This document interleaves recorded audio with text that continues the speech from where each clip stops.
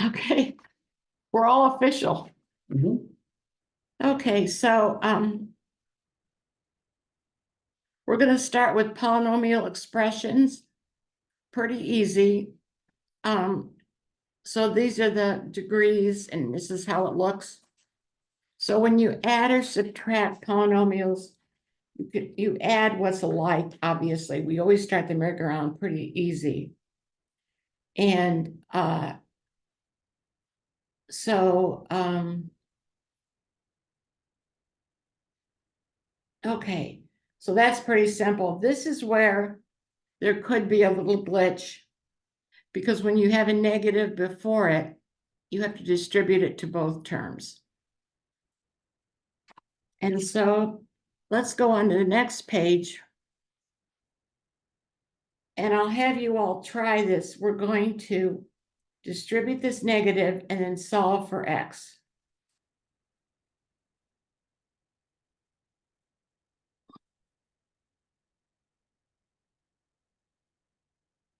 You can work ahead of me.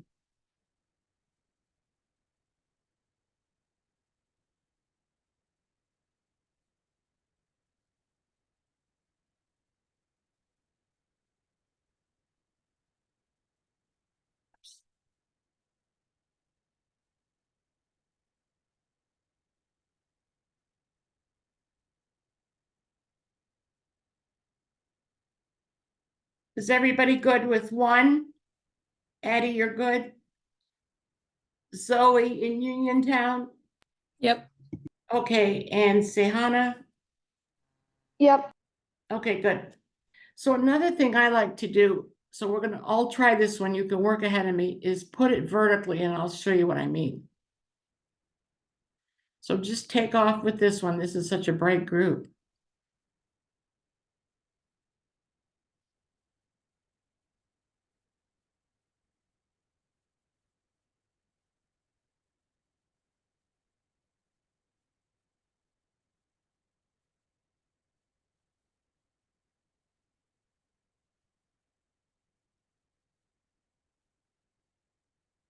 And so by putting it this way, it's pretty easy to see.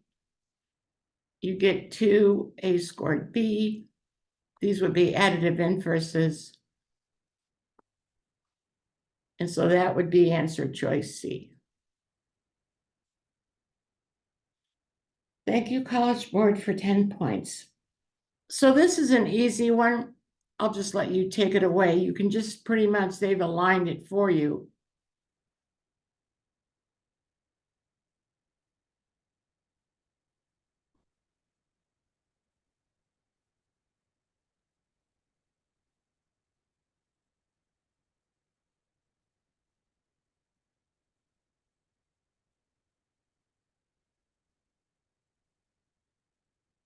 I know we're starting off fairly simple, but it's going to get harder. So everybody get A for that one? Yeah. Oh, good. Okay, so we're going to try a book one just because page 424, number 2.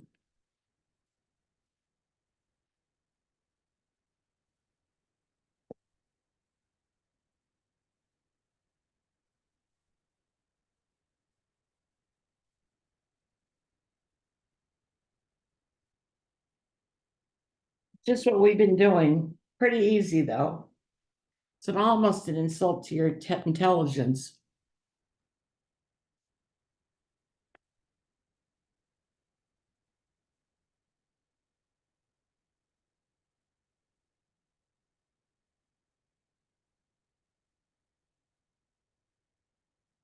So everybody get B for that one? Sehana, you're good? Yep. And Zoe, you're good? Yep. And Addie? Thank you. Okay, so let's keep working through the packet. So this is taking it up just a little. So we have 2y's plus a z. So we're going to put 2 before the x cubed.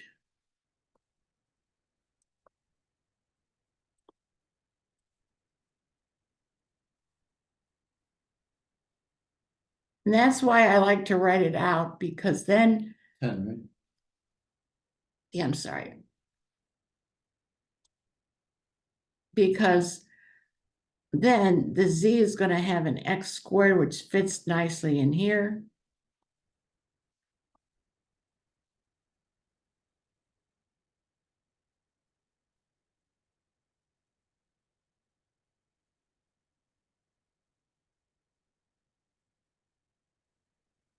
And so that equals, 12x, right? yeah. Let's see. This should be a 6x. Mhm. Sorry.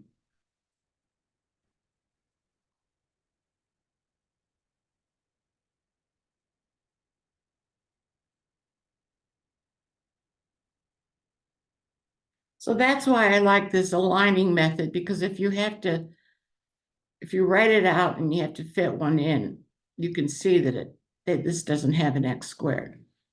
So I'm pretty sure everybody's okay with that. Let's go on to the next page.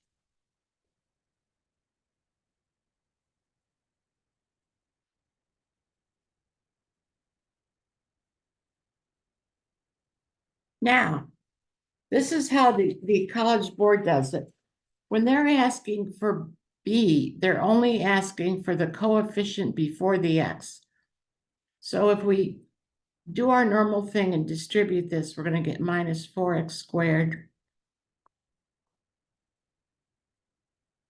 Then we're distributing this minus 2.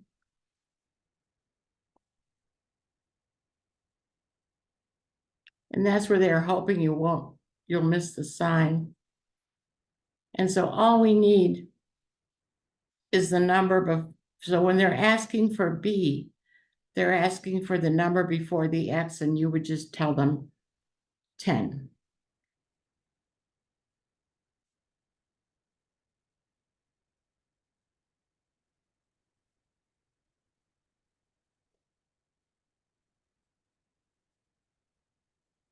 So I want to go to some harder book ones. Everybody good with 10? Say, Hannah, you're good? Yep. Zoe, good? Yep. And Addie, good. Okay, so the book problem I want to do, I'm going to do a couple of them. And we just move that a little bit. Yeah, move the people. So we're going to do 573, number 12.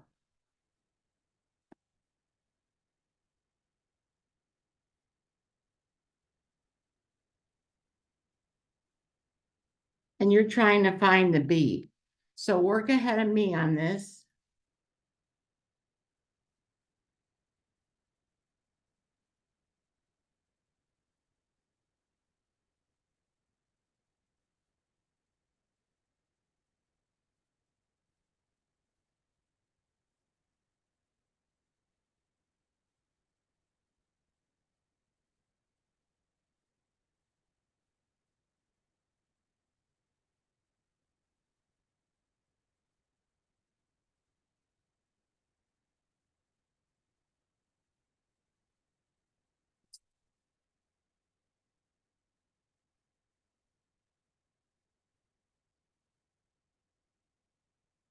And so we're just going to have the number before the x cubed, which is the B, which should be 9.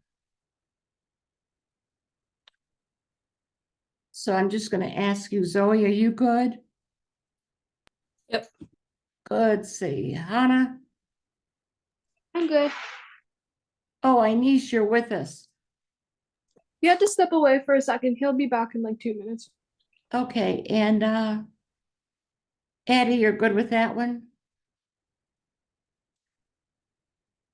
Addie, nodding head. I can see your pretty face, so. Okay, so we're going to do another one. It's a little harder.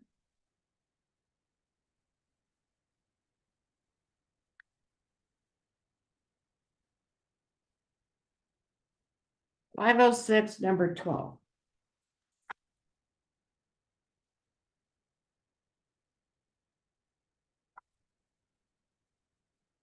I don't know about the number on that one.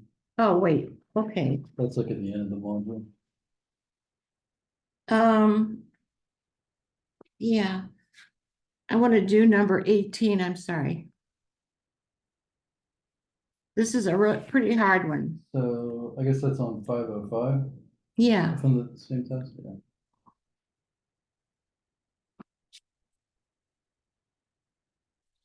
okay. So just do it without me.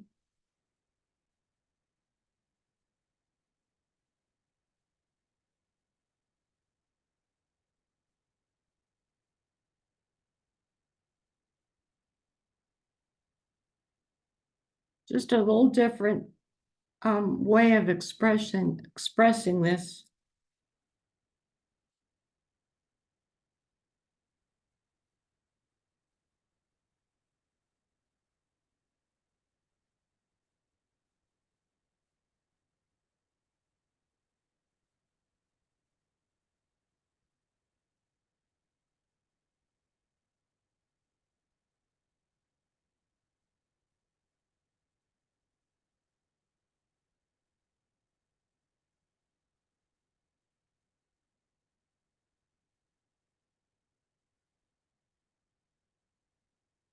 Okay, and so our job is to get R.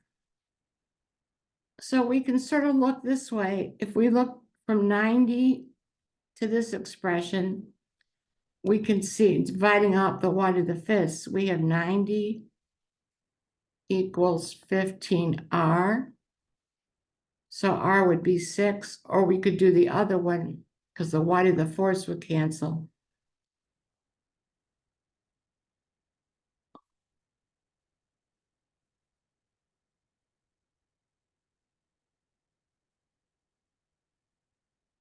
It's a little harder. Obviously, you're in module 2 at a number 18, so that's pretty hard. So let's go through it. Zoe in Uniontown, are you good? Yep. Oh, good. Say Hannah. Yep. Inish Yeah. and Addie.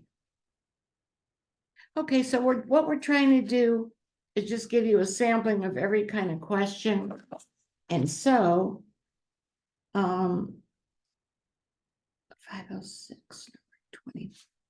So I want to do another one on that same test, right? Mhm.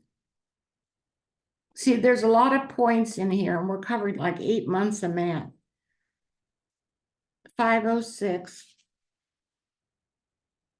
number 21. So this is in the deep water, so it started ahead of me.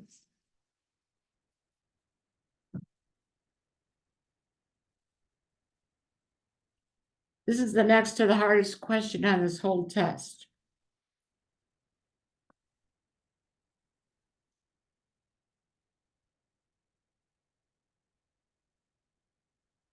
Okay, so we need g of x. So what we're doing is f of x minus 1. So we're taking a minus 1 from each of these. So this will be x plus 5. We're moving x to the right, and this will just be x. And so oh, sorry, yeah. And so what's the value of a plus b plus c? And so it would be, we'd have to set these equal to 0.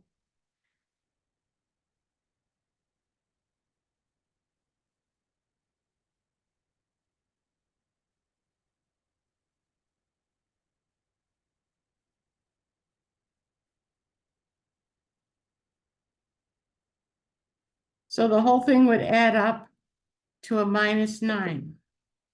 We haven't done this yet, where if it's an x minus 1, you're going to move it, sorry, 1 to the right.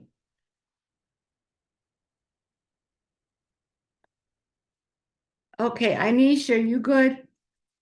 Yeah. Addie? That was a hard one. Say Hannah Yeah. and Zoe. Yep. Okay. I think that takes us a lot. Oh, wait, one more.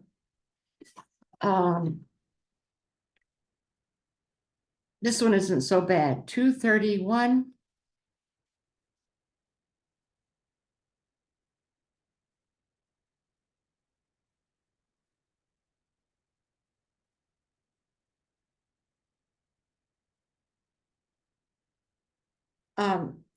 The question 3 that's down a little bit. It's pretty easy after the one we just did.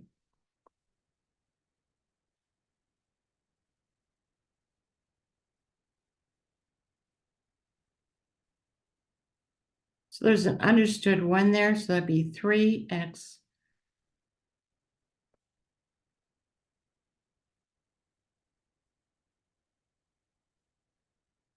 And so that one's not so bad.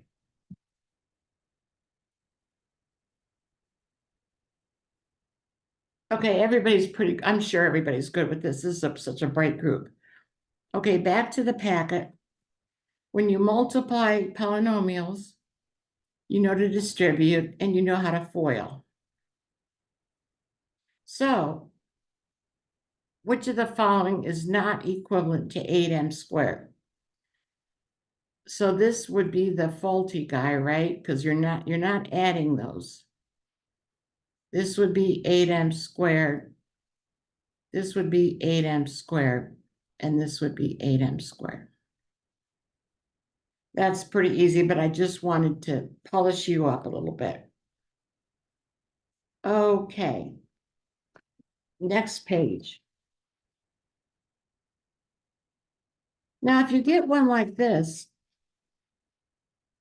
I always like to show you strategies to shorten your time, because if you shorten your time, you'll have more time in the bank for the harder questions.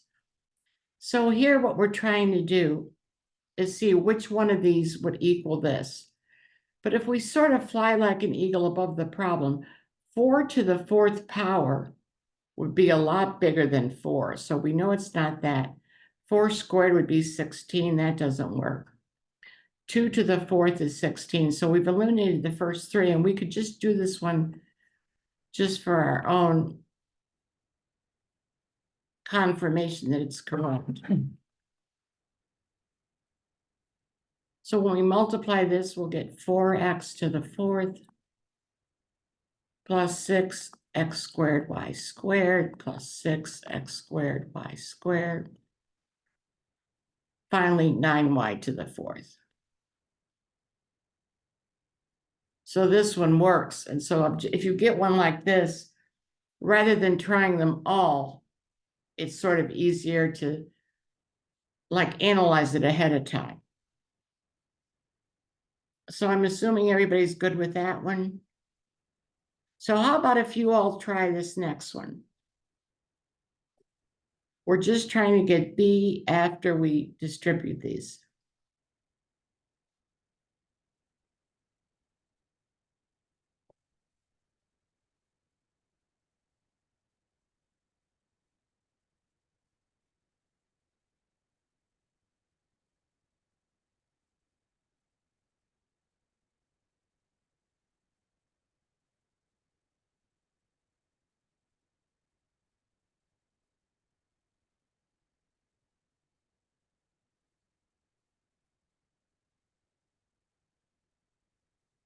Did everybody get 18?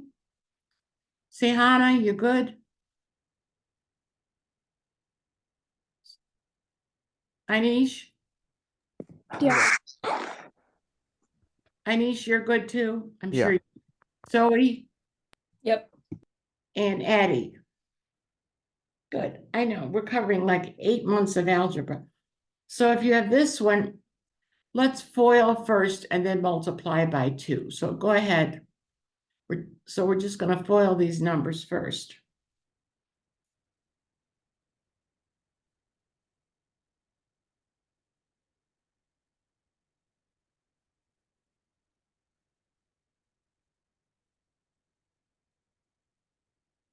Plus 6, right?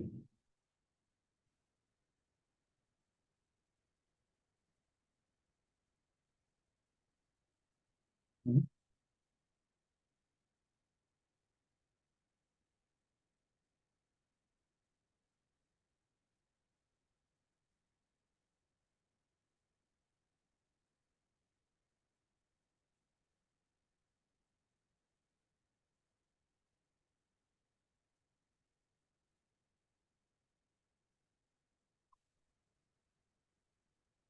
Okay, and let's try this one too. Everybody got C?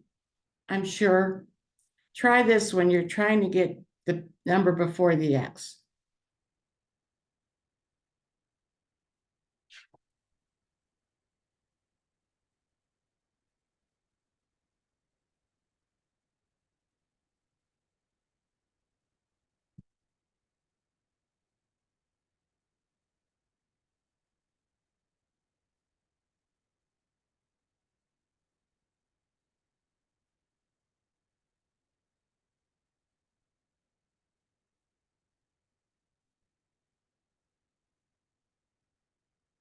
So is everybody good for with 4 and 5? Anisha, I know you're good, right? Yeah. Okay, Sehana, Yeah. Zoe, Yep. if you have a question, ask me. I try to take you through this. I think we're gonna do a hard one just because of this group. Hold on a second. So I always, for this group, I take it up a level.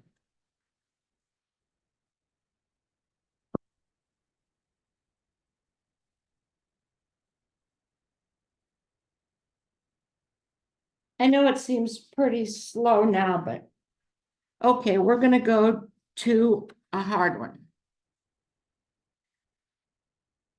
So, gotta move us.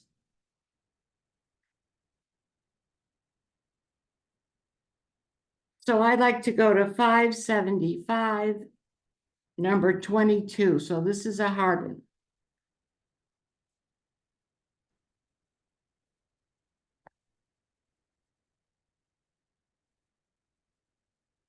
It's especially hard because they don't give us choices.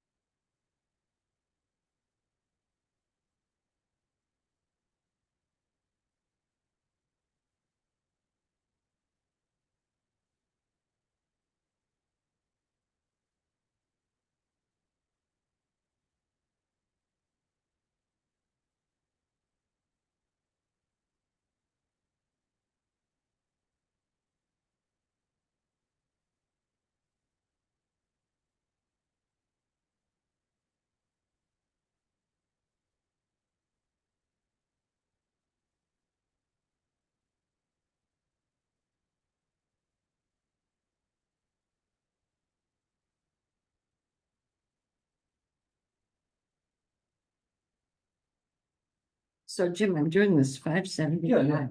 All right.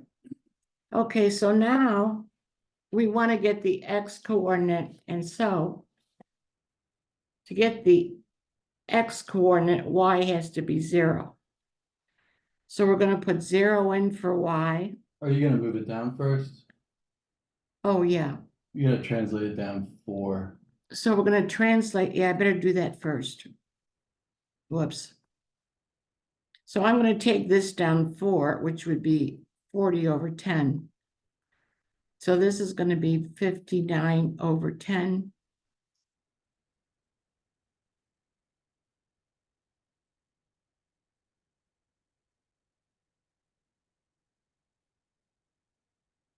So then I'm going to take it right over here. I'm gonna put 0 in for Y to get the X.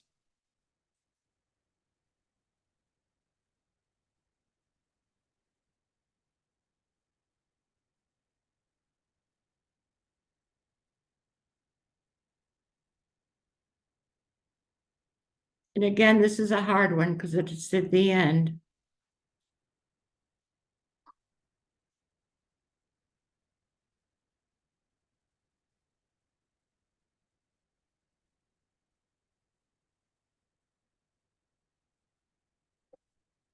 And that's about as hard as it would go.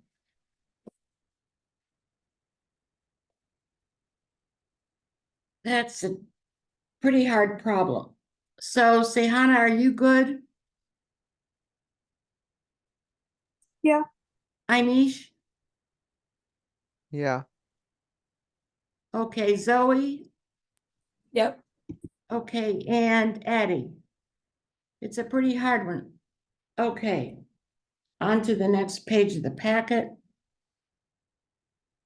But I like to give this group some harder questions. Now, this also is a hard one because it has a trap. So here, they say A plus B is 7. And we know that if we FOIL this, A times B would be 12. Because A times the B here would equal 12. So if I know what two numbers multiply give me 12, added together give me 7, and it would be 3 and 4. But this is a trap answer because I just don't, I have to put in the 4 and the 3. They're not values of C yet. So let's try putting in the 3 for the A and 4 for the B. There's not that much they can do. And then I have 12x and 18x, which is 30. Because I'm trying to get the number before the x. And the other way I would do it would I'd have 4x.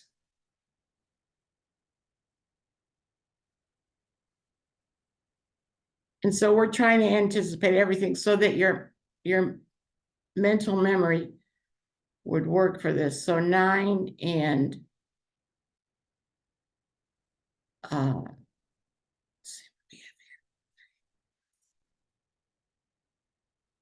that's a 6, sorry. So I'd have 9 and 24, which is 33. So it would be D. And that's pretty hard. Does everybody see why it's not 4 and 3? Why that's a trap answer? Because that wouldn't give us the answer. We need the coefficient before the x. So I'm trying to think for this specific group what they might do that's a little harder. So Anish, you're good? Yeah. And Addie?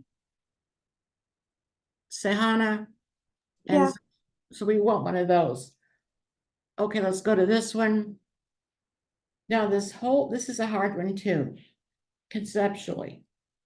So if I distribute everything I need to here, I'll have 2x squared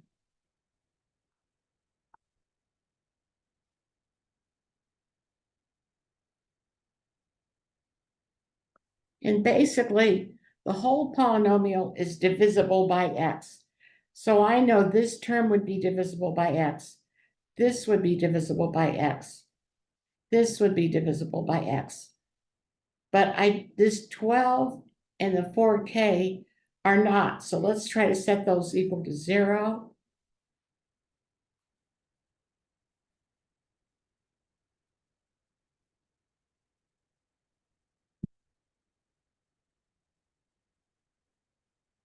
And that's a hard one. Because conceptually, I just have to say the whole polynomial will be divisible by x.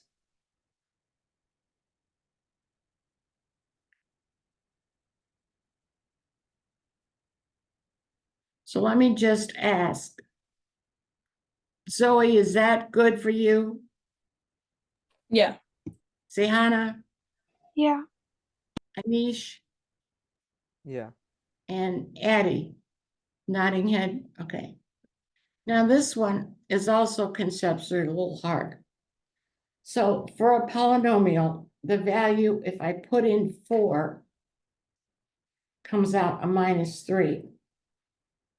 So that must be that the expression is x minus 4, which is a factor, so that's d, and the -3 is left over.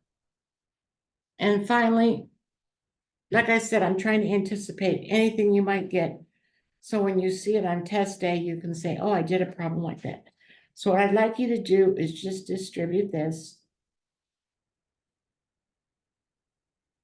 And you're finding a plus b. So we don't have anything before the a, the b. I do have something before the x squared. I have a -1, it's a minus. And a number before the x cubed, which is 2. And so that's going to be 1.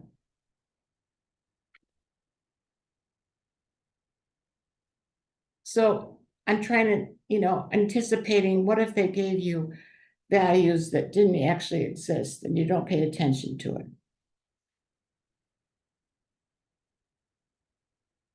We don't have any single numbers or any x numbers before the x. So everybody's good with that one, I think, right? Does somebody say yes? Yes. Yeah. Okay, thank you. Now, the next page, they took this off the test. So we can just cross this all off.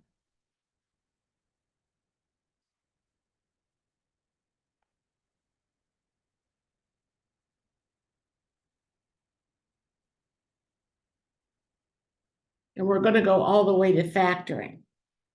So they put grouping back on, but they took polynomial long division or synthetic division off the test. So factoring is you're just taking off what's common to both, bring it out front. And so let's look at this problem. So if we have A, B, C, I think we did this on the next page because it's an example. But you can see I can take out an A, B, and a C, put it out front, and I'd be left with A plus B plus C. And these would cancel, and so I'd be left with answer choice A. And we did it on the next page.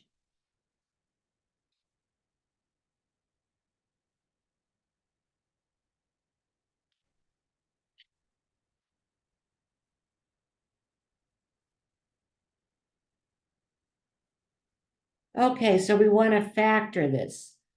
So we would have 3xy, seeing what we could factor out. We could factor out the 3 and a y, take it out front, and we're left with x plus 2y, which is answer choice A. And so that's not too bad.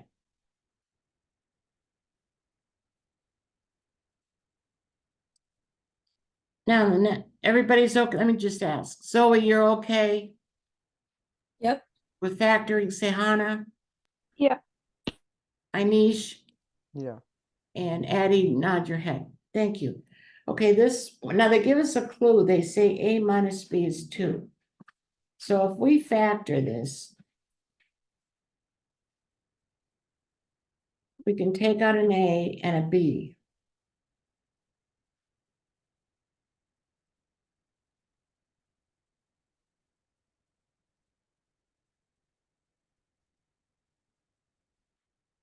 And then I could sort of see that AB is 8 and A minus B is 2. So then if I multiply those, I would get 16.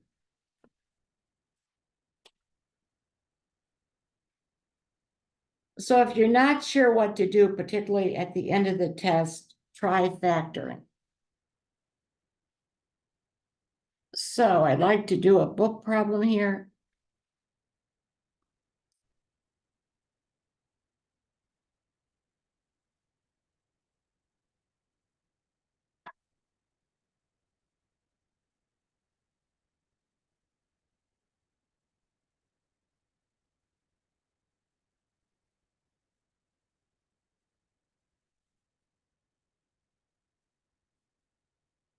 So this is a pretty hard one because there's no answer choices. So first, you can work ahead of me and see if you can try factoring.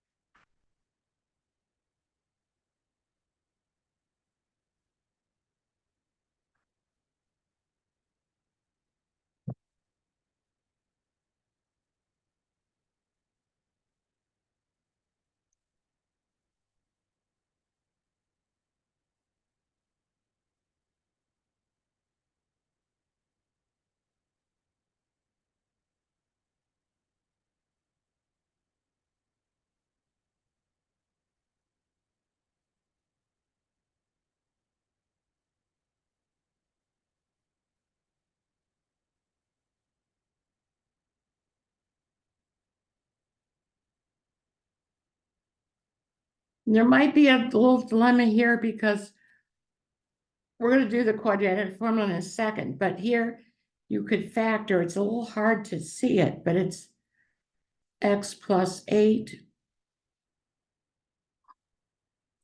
So what two numbers would multiply to give us 104? Added together give us 21, and it's 8 and 13. And I need the smallest possible value of b, which would be 8. So take a minute and digest that one. That's a hard one in module 2.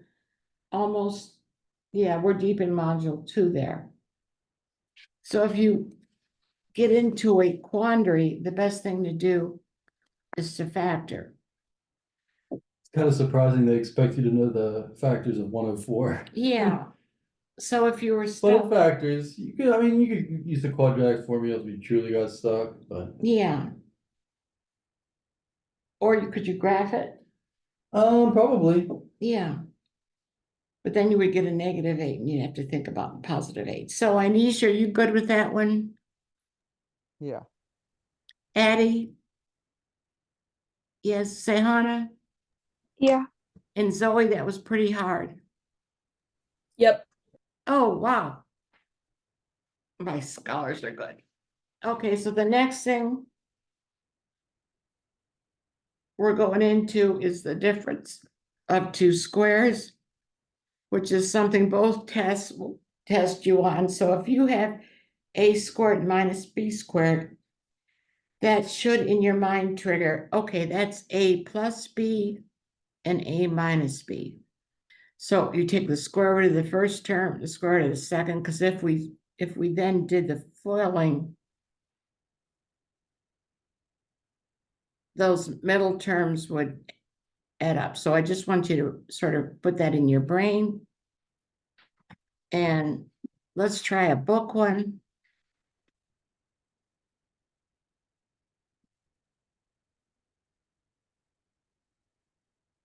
So let's see, I think I want 231. Hold on. I've got it here.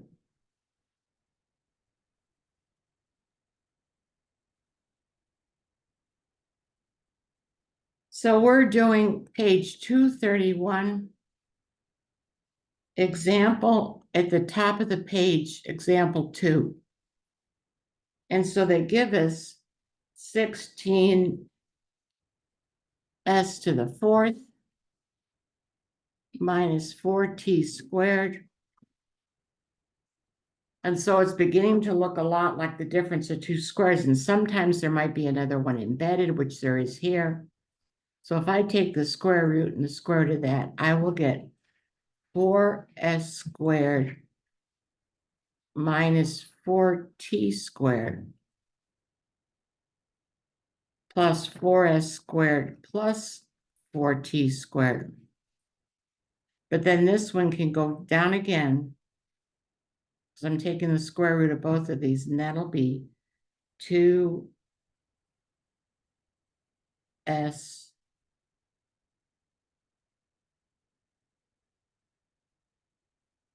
squared minus t, and also 2s squared plus t. Plus this, which I still have. You just have a 4 out there, right? Oh, yeah, they took the 4 out. So that'll just be answer choice C, right? Yeah. So put the 4 somewhere. Is that 4? Where's your? So if I take the 4 out here, I took it out first. Yep. That's sort of what I did. I just okay, let me do it went your back way. to 16 s to the 4th and just factored out 4, and then, So you're gonna have 4s I squared. mean, it probably doesn't matter which way you do it, really. Just, So we're gonna take the 4 out here. Yeah, that's easier because then you can see it.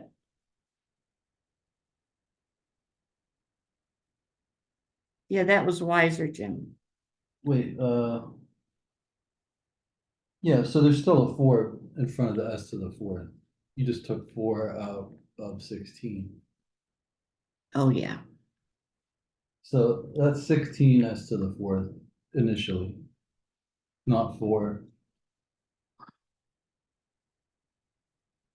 So if I take the 4 Yeah. out, Yeah, exactly. So now you have 4 left, 4s to the 4th minus t squared. and then I could divide this into 2s squared minus t and 2s squared plus t, Right. which is answer And don't choice. forget that there's a 4 out front. Yeah, Yeah. so that's C. So let me just run through everybody. Inish, you're good? Yeah. Addie? Yes. Sehana? Yeah. And Zoe? Yeah. Okay, that was a book one. Let's go on to the next page of the packet. So here,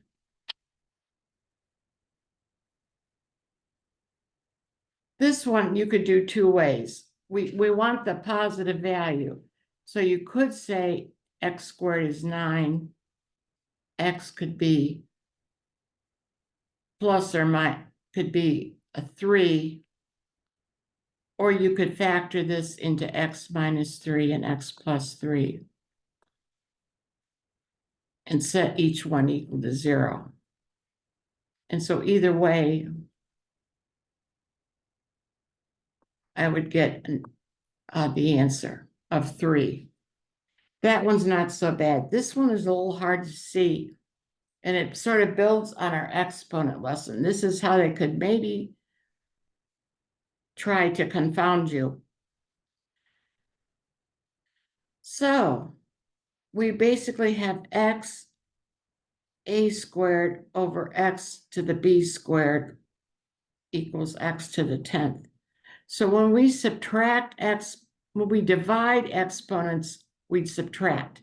So basically, we're going to get a squared minus b squared equals 10. That's the jump that's hard. Do you see that? Does everybody see that? Because I have to subtract these exponents. I'm just trying, they can only go, there's a certain level. They can't go above that level.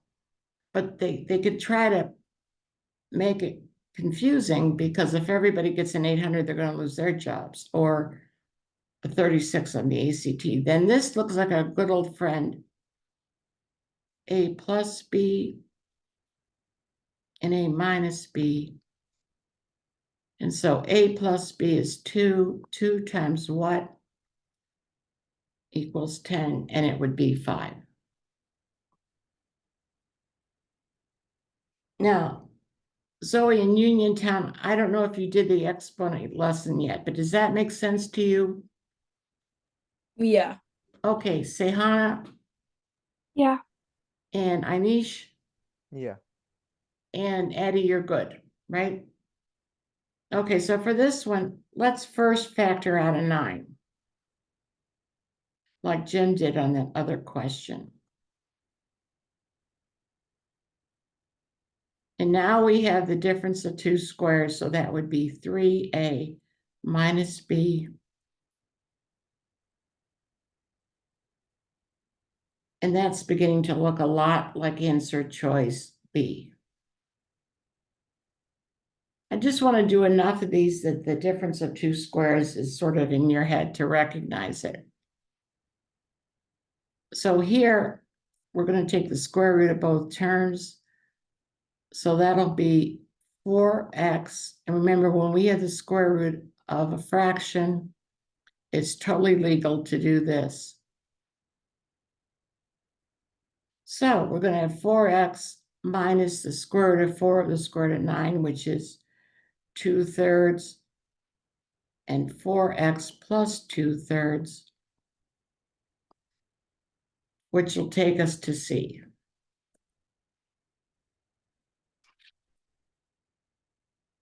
All right, the next one is factoring by grouping. They had this off the test.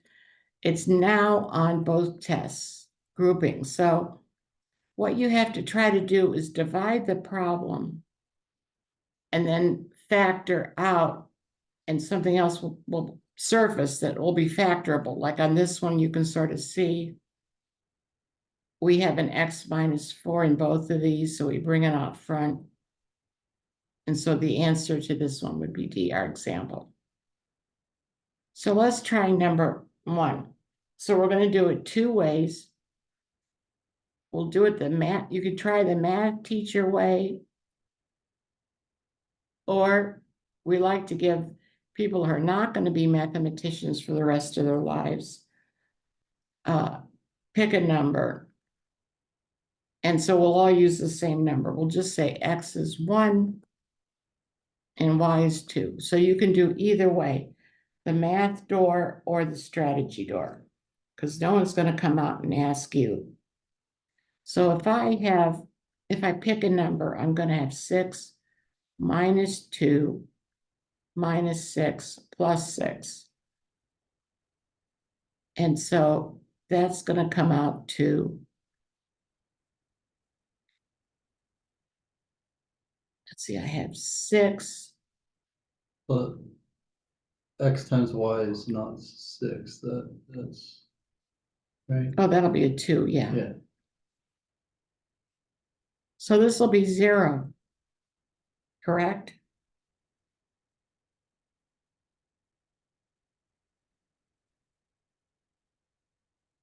And so what answer would give us 0? Not A. B looks pretty promising because I would have 3 minus 1, which is 2. 2 times 0 is 0. And these other ones wouldn't work. Now the math teacher would take the 6 minus 2x, factor out the 2, and this is where it gets a little hairy because you're going to factor out, minus y. yeah, you're going to take out the minus y to get the 3 minus x. That's where this could be a little tricky. Then we're taking the 3 minus x out,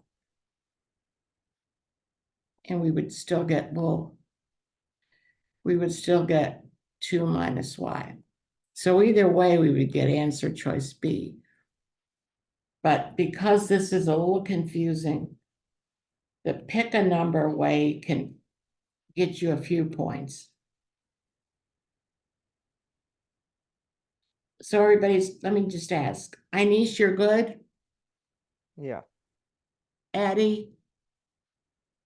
Sehana? Yeah. And Zoe? Yeah.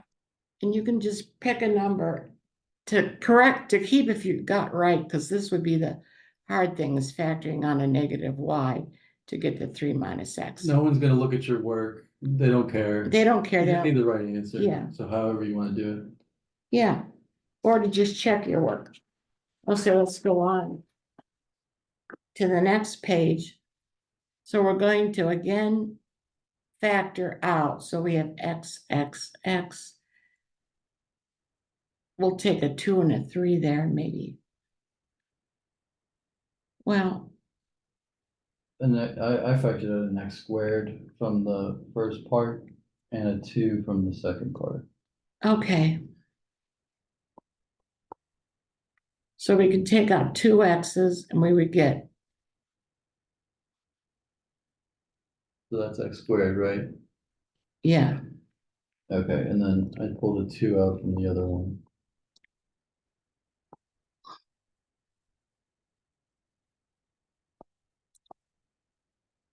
so then if I take out the x minus 6,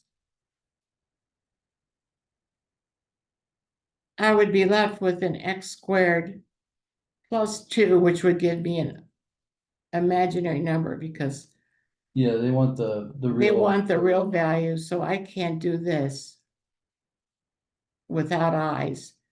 So x minus 6 equals 0, so x would be 6, and I could put it in and see that it works, that 64 cubed minus 6x squared plus 12 minus 12 is 0.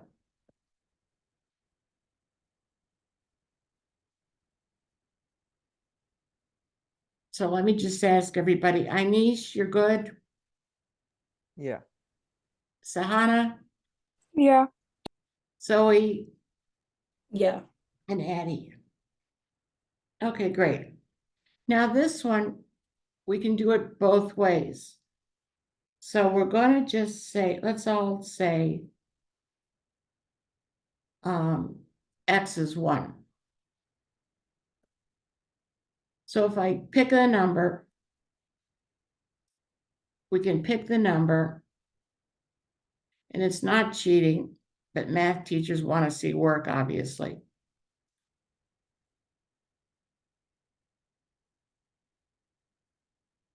So A would give us 1 minus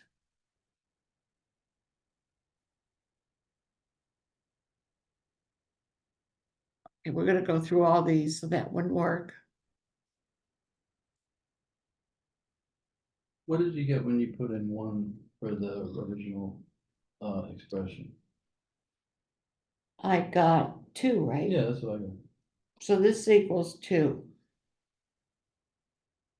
So if I put a 1 in here, that wouldn't work. 3 minus 4 plus 20, that's not going to work. Putting a 1 in here, that's not going to work. Let's try this guy. So 3 minus 5, and then 3 times 1 minus 4 is going to give us a -1, right? Mhm.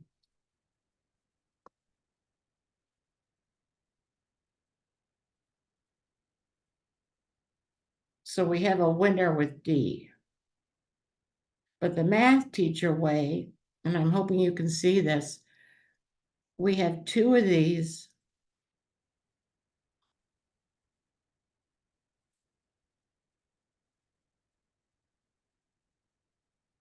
And so we have one of these to hold the place. And if I take out the 3x minus 4, I'm going to be left with 3x minus 4 minus 1 to hold the place here. And so that's how I get the -5. Okay, Addie, you're good? Yes, Sahana? Yeah. Good, Zoe? Yep. Oh, good. And who did I forget? Anish. Yeah. Okay. Now, rational expressions, you probably had these on the Keystone test. Okay, so we can never have a 0 in the denominator. That's why they always put that in there. Like this should actually have x is not equal to Right, 6. I noticed that too.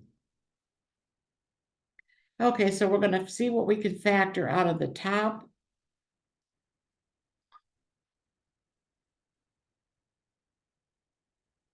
So we can take out a 2 and an x.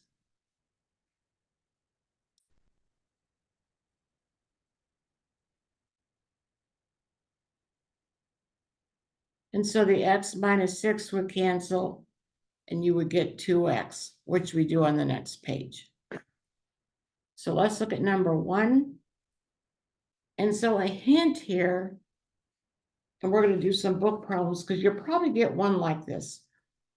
So when they say you can't have 2 or 7. That's a big clue that maybe -2 or -7 is in here. So we can do the denominator. Like this is a big clue.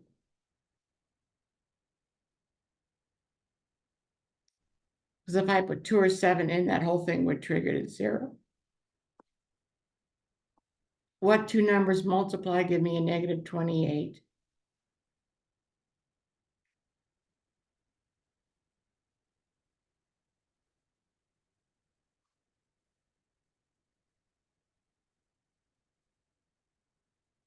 And so that's going to give me the -3/8. So these will cancel. And I will get answer choice A.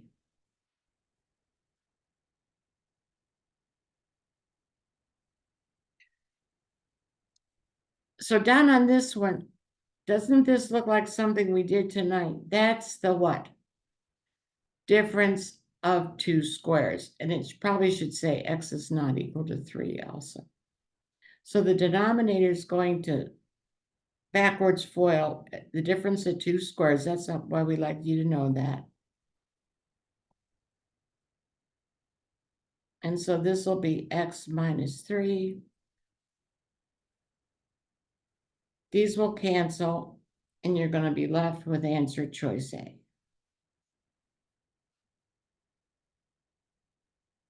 Thank you.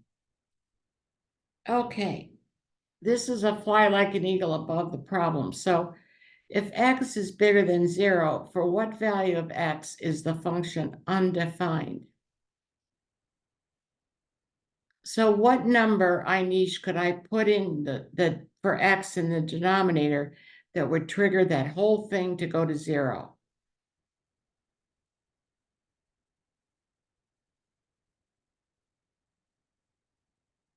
Do you see it? Yeah. What number would trigger this whole thing to go to 0? 3. Yes, does everybody see that? Because if I put in 3, I would have 0 squared plus 0 squared. Can't have a 0 in the denominator, so it has to be 3.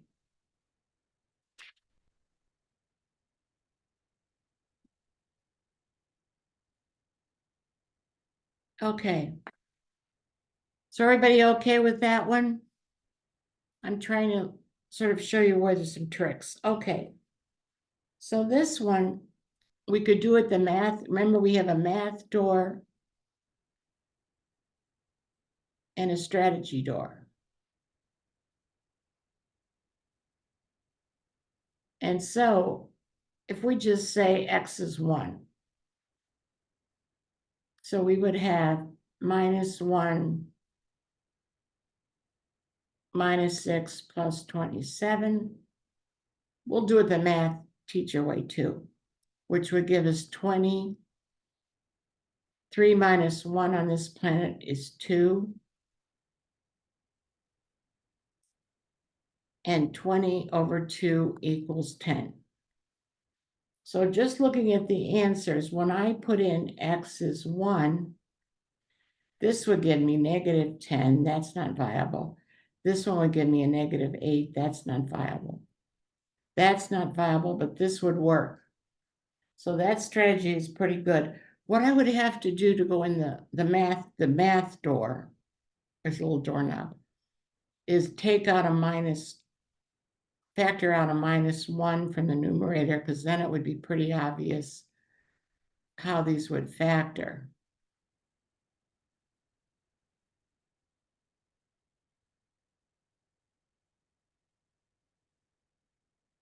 And then that would equal x plus 9 and x minus 3. And the x minus 3s would cancel. And so either way, I would get x plus 9. So I'll take a minute to have you absorb that.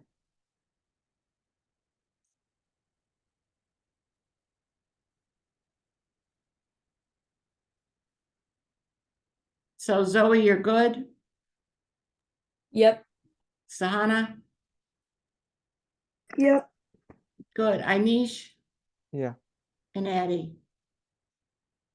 So I don't know, on that one, I might pick a number because it's so quick. But if the math person, the math savant in you wants to finish it out. Now, this is a common question. So if I had a fraction, like a half and a third, I can't add these two terms in the denominator because I don't have the same common denominator. So to work this hard one, I would have to multiply. I'll try to do this in a different color, which I do by going to this. Yeah, that. And then yeah, that, and then you just gotta pick, let me move them a little bit for a second. Okay. Move your people back. Oh, modern technology. Okay, so my common denominator will be x plus 3, x plus 4. So I have to multiply this term by x plus 4. And I have to do it to the top. This one would be x plus 3. You probably had this in a math class. And so then the top I would get 2x plus 7 divided by x squared plus 7x plus 12. But remember, the whole thing's over 1. So if I have like, this is back to fraction days in elementary school. If I have 1 over 1/2 and I'm dividing it, I will multiply and have 2. So I have to flip this number because this whole thing's under 1. And this is a little template of how it would work on a smaller scale. So then I get this bottom number up here. And it's beginning to look a lot like, Christmas, no, not Christmas yet. Christmas in July. D. Okay, let me see if everybody got all those steps. I like 100%, half of the juniors out there are gonna forget to flip it. That's why it's an answer choice. So just Yeah. be really careful. So you have to flip it at the end. They're doing because that on purpose. They're trying to let you take C and go home and be happy. But this whole thing is under 1. So Inish, are you good? Yeah. Good. Addie? Good. Well, what scholars? Sahana Yeah. and Zoe? Yeah. Oh, good. Let's try a book problem. So, gotta move the people for just a second. So we're gonna do page 503, number 9. We're gonna do a few of these because I pretty much can promise you one of them. But they're not that hard. I mean, I don't know where you had this in your math career. Probably in algebra 1 or 2.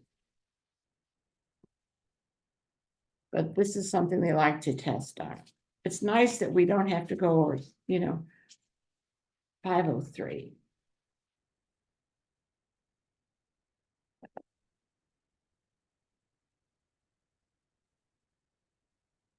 This is module 2, so it's a little harder.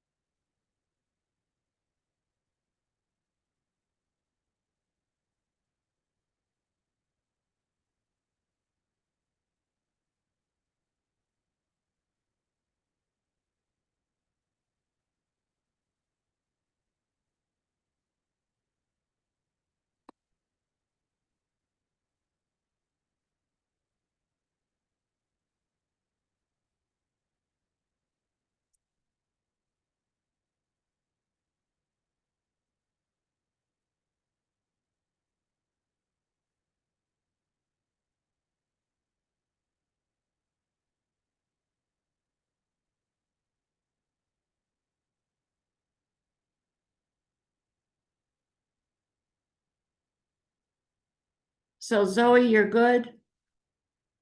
Yep. Oh, good. Sehana? Yeah. Anish Yeah. and Addie, good. Let's try another one. Let's go to move the people. Move the people. Okay, we're gonna try one more. We're gonna go to 244, number 7.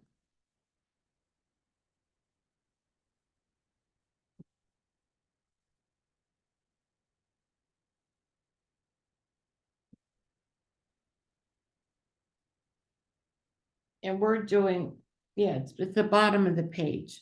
That's a 7.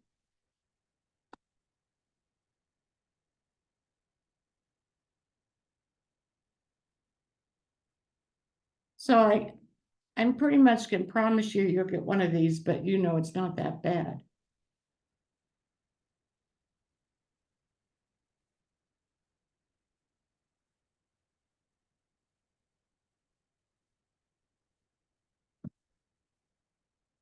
What's the next squared?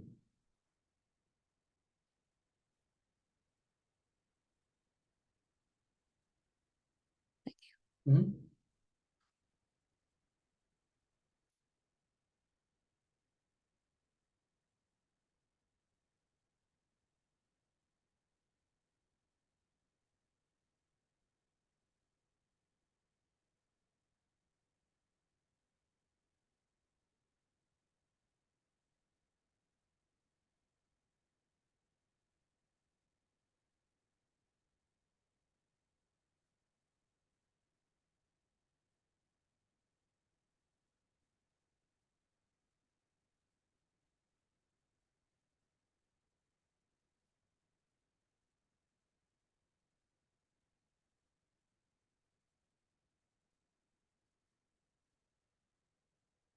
Once you pull the 6 out, this is just an X left, not 2X.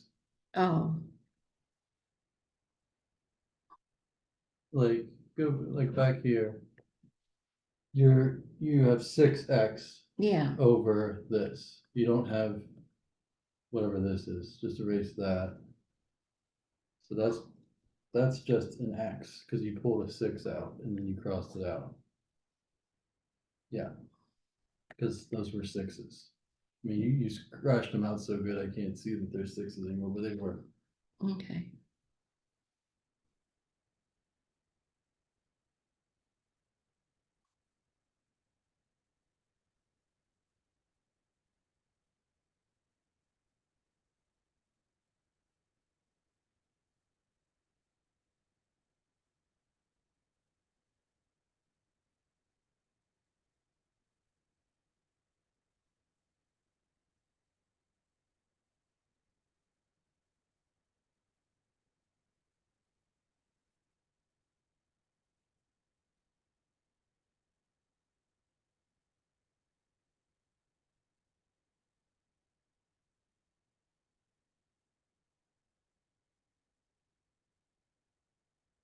Did everybody get D?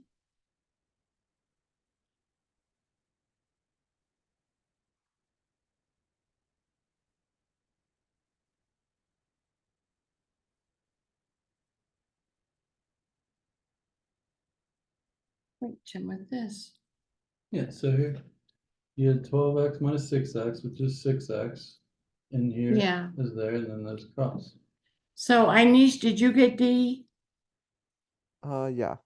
Okay. Addie, are you good? Sehana? Yeah. That was a hard one. Zoe? Yep. Lots of algebra practice tonight. Okay. All righty. So let's go to rational equations, back to the packet. So this is the same thing, only we're setting it equal to an equation. So here we need the difference of 2 squares. So let's look at the example. So the common denominator is this, and I would put it all in, and then I would get x minus 7, x minus 5. So the solution set would be 7 and 5. So let's try this one. So they said x is not equal to 2 because we can't have 0 in the denominator. So we have the same denominator here, but we have to be careful because there's a minus sign. So up here, we would have 4x plus 3 minus 2x minus 3. You're distributing it, right? Plus 3. Oh, yeah. Yeah. And then I would multiply both of these by x minus 2's.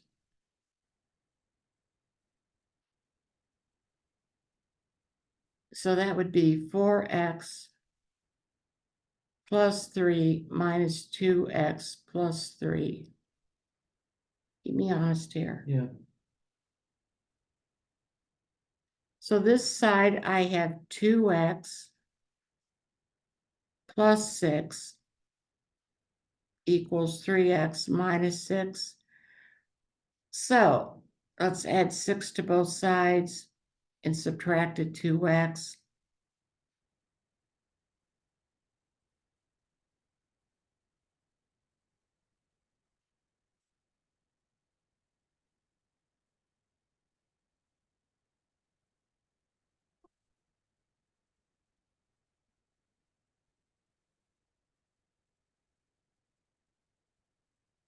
They probably had the wrong answer here if you don't distribute this negative sign to both terms. So Inish, are you good? Yeah. Addie? Good. Sehana Yeah. and Zoe. Yeah. Oh, good. Okay, now this one, I can sort of see. I have a squared minus 1 here. So what I have to do here is I have to multiply, that's the difference of 2 squares.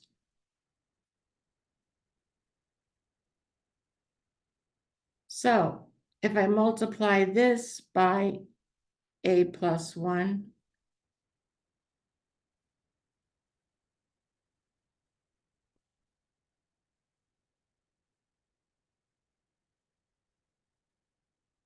and then I have to multiply this one by a minus 1.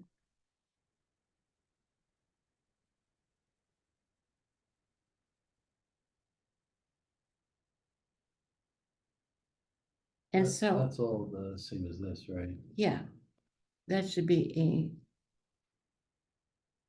You can make it a minus 1, doesn't matter, yeah. yeah.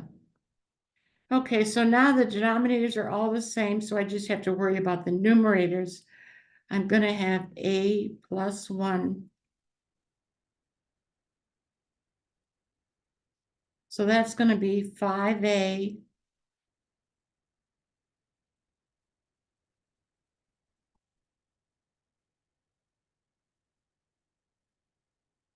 and if I put a 2 back in, it should work.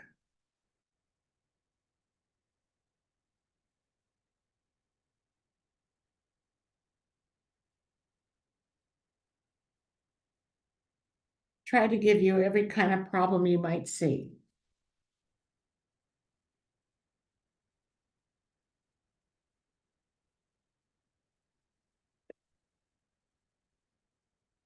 So Inish, that was good for you. Yeah. You're gonna be a fantastic doctor someday, so we got, and Addie, Sahana. Yeah. And Zoe. Yeah. Good, okay, quadratic equations. So here are all the forms of quadratic equations. This is the standard form.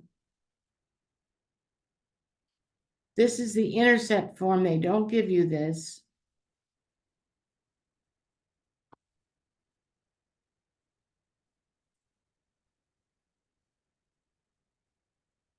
And this is the vertex form, which they don't give you either. You mean like on the formula page? Yeah, these are not on the formula page.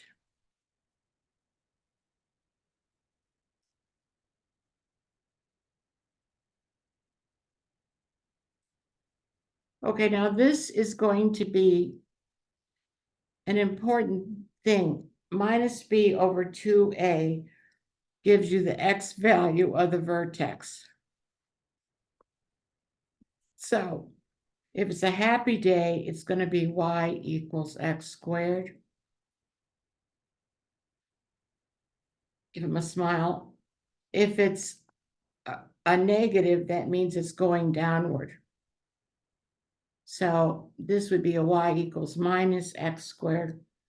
And so when you have to get the maximum point or the minimum, this is the tool you're going to take out. Oh, I also wanted to mention, because we have calculus people in here, you could take the first derivative, set it equal to 0. That's another quick way to do it. Okay, so let's go to a book one.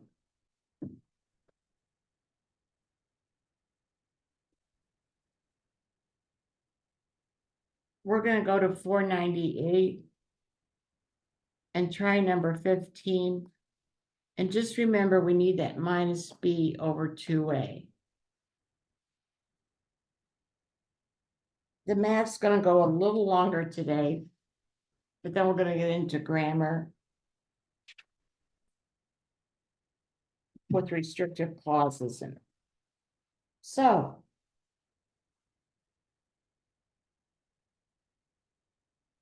we're in module 498, number 15.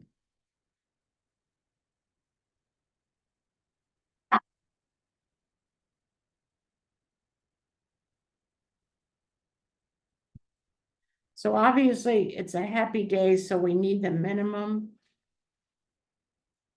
And so we're just going to put minus b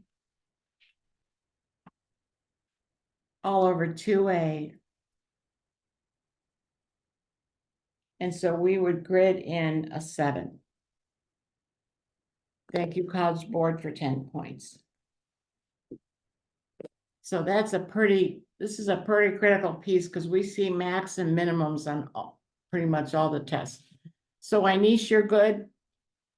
Yeah. Obviously you could graph it too, but this is sort of faster. Addie, you're good. Say Hannah Yeah. and Zoe. Yeah. Good. Okay. So this next, okay, now, this next page is just a teaching page in the packet. But this is they don't give you this formula for the vertex. Okay, so there's several methods of solving quadratics. Obviously, there's graphing. Desmos, you use Desmos, Yeah, you could use Desmos or your graphing calculator. or your graphic calculator. You can factor it and set these equal to 0. You can take the square root of both sides like we did a couple weeks ago. Completing the square, we're going to get into this in the circle lesson, so I'm not going to worry about it tonight. And that's next week. And then finally, the big gun.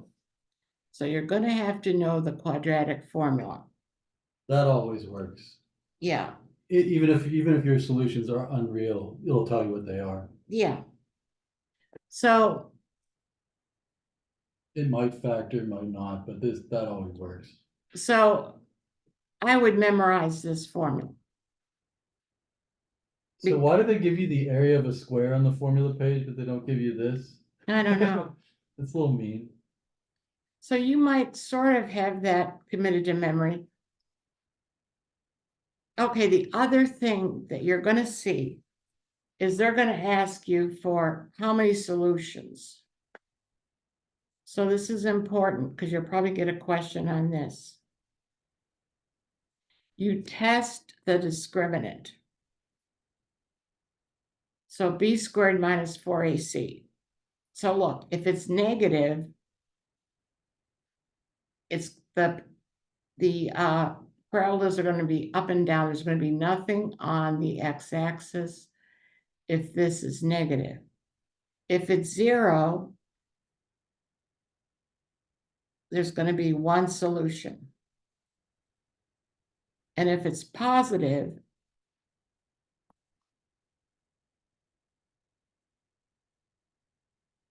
there's going to be 2 solutions. So I want to do a couple of these. Because this problem will sneak up on you and you'll forget that you have to test the discriminant. So let's go to a whiteboard, move the people. Okay. So I want to go to page 245, number 10. We're going to do a couple of these just so that it gets into, you get comfortable with it. Because they like the new test especially likes this.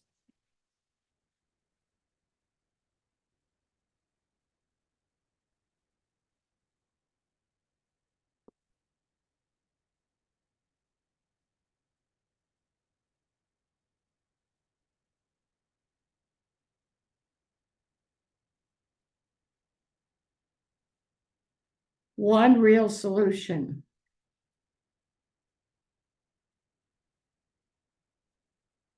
So I know this has to equal 0. So I'm going to test b squared. So if I put in the 108 times 108, I will get, well, I simplified it, so I'll just do this. Minus 4 times 9 times c over 4. So these 4s will cancel.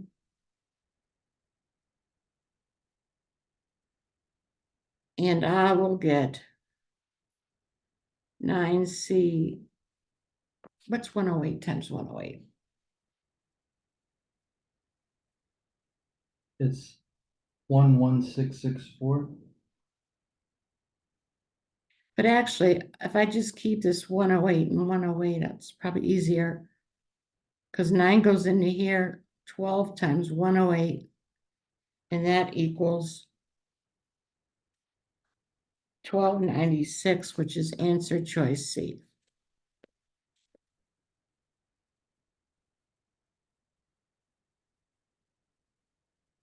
So, Addie, are you good? Break's coming, guys. Anish, Yeah. good. Sehana Yeah. and Zoe, Yeah. good. Okay, let's try one more of these just to. That was 245, number 10.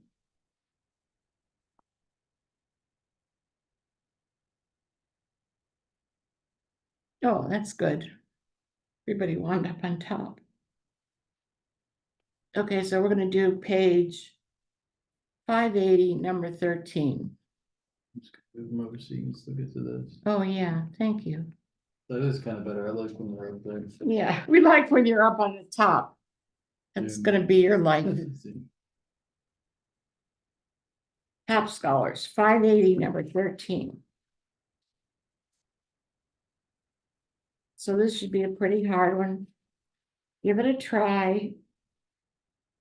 You'd probably say that the discriminant, basically every SAT has it. One of them maybe. Yeah, you're going to get one of these for sure. Yeah, they love the discriminant. And they don't say hint, test the discriminant. You kind of just have to know to.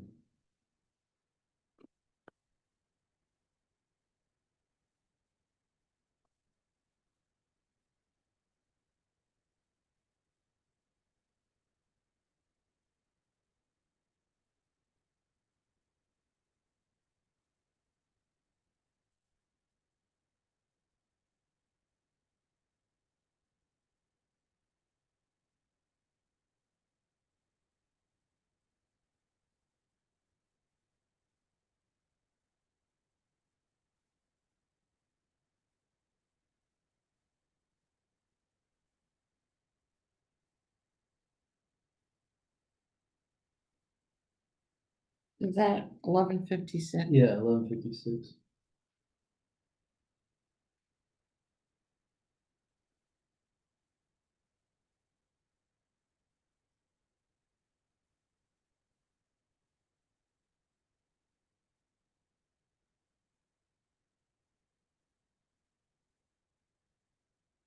Oh, I have to have it less than 0. What am I?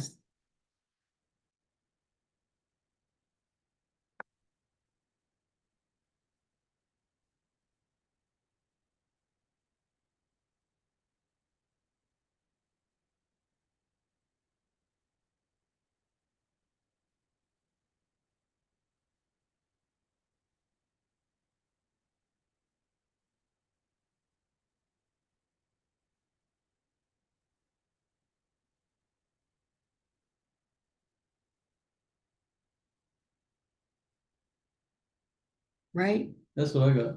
Okay. So 289, this would still be negative. Right, if I put 289 in for C. What's 4 times 289? Just curious. 1156. Well, that would take it to 0 though. Yeah, so I got 289 though. So you said 4C is greater than 1156, so C is greater than 289. Right. And they ask for the Oh, least possible value of N. so the least value would be 289, Yeah, that's what I got. but that's going to take it to 0, right? Think about it. Okay, we're thinking about this one. Inish, did you get 289? Yeah. Okay. Addie, are you good? And Zoe? Yeah. Okay. So just remember that discriminant can be very important. We're going to do a couple more of those. My only question is if we put in, oh, we didn't have a number bigger than 289 if we put that, but if we put 289 in, we would get 0, but 289 would give us something negative. Okay, we're good. Right. Yeah, makes sense to me now. Mhm. Okay, keep going. So now we're going to use the big gun quadratic formula. And so first put the equation in standard form, then write out the values, and then use the formula. You'll probably only get one of these. So let's do number 1 together. Okay, I know this math is going a little longer than usual, but we're covering 8 months of math, so whew, lots of hours in school on this stuff. So we know A is, I put a start up here so you can, A is 3, and you can work ahead of me.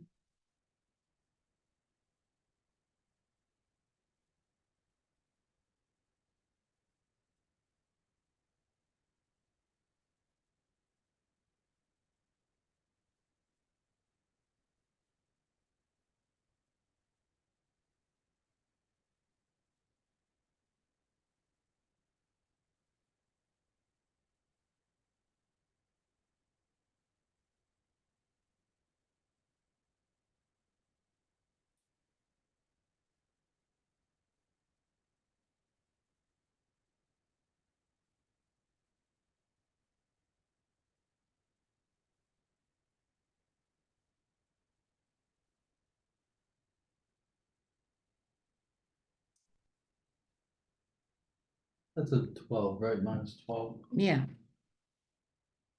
Well, I just, Oh, I see what you're saying. yeah, I just divided it by 6. Okay. Just don't make sure it's not, oh, yeah. Yeah. Okay, so 72. From what we did, if you don't see the perfect square, remember we did this on the radical lesson. This is 8 times 9, so it'd be 3 2s and 2 3s. So we can make a marriage of 2s and 3s, or you could maybe see that. So it's beginning to look a lot like A. So I'll let you all try that. And they're going to give it to you in this form, so the calculator won't help much here. But that's why we did simplifying radicals, because if this number is really crazy, you can break it down into its prime factors and pull it out. So let me ask, Inish, are you good with this one? Yeah. Okay, Sehana? Sehana, are you good, honey? Yeah. Zoe, Yeah. have you done quadratic equations before? And Yeah. Eddie, you're good? Okay. Now, this one has a trick, and Jim even, I came up with a strategy and he strategized me. So if you have to get the sum of all the values. Okay, so let's just try this and then you can explain your way, which is, Jim has an amazing way for, It makes it like a 2-second problem. so if you have the sum of all these numbers, okay, so we're gonna, Do it the slow Chris way first. we'll do it this way first. Okay, so we're gonna do A is 6. But I mean, I don't want this to go to his head, but it was a brilliant discovery. So we're going to have minus B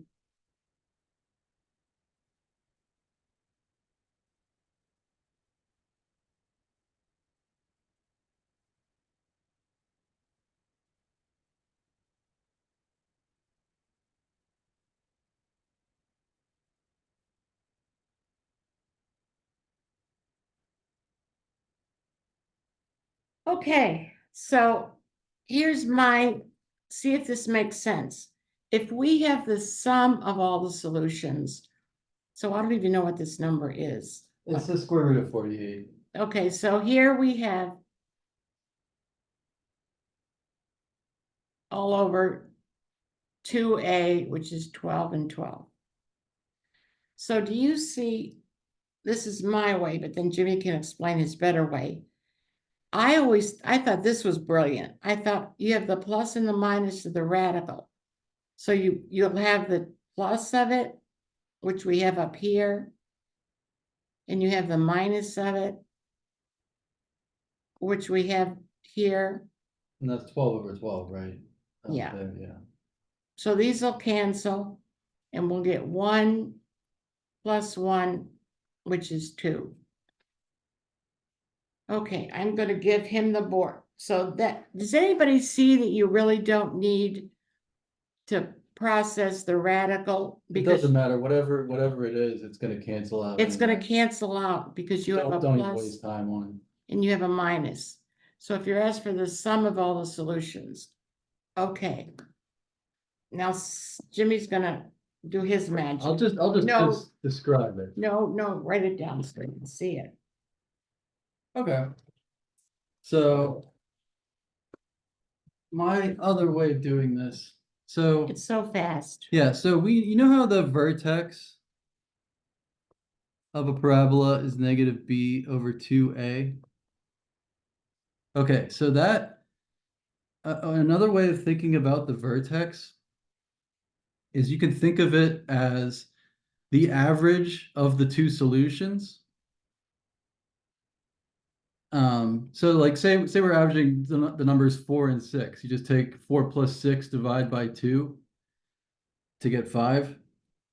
That 2 that we're dividing by to get the average of those numbers, that's this 2 right here. So the average is just the sum over the number of things that you have, in this case 2. So if we just want the sum is just negative b over a. So we'll just take negative b, which is 12, over a, which is 6, and you still get 2 doing it that way. And I like to remember the average thing, because then I remember to take the 2 out, because we just want the sum. We don't want the average, which the vertex it's basically just the average of the two solutions, because the parabola is symmetrical. So that's right where the middle is. All right, back to Mrs. Essen. Well, let me ask. So my way is sort of lame now. Because all you have to do is this to get the sum. Does that make sense to Anish? Yeah. Okay, Sahana, Yeah. Addie, and Zoe. Yeah. Okay, so we're gonna go to a book one. So we're gonna do 233, number 7. We're gonna do a couple of these sums. Oh, I don't know what this is, if this is the. I just want you to practice it a little bit.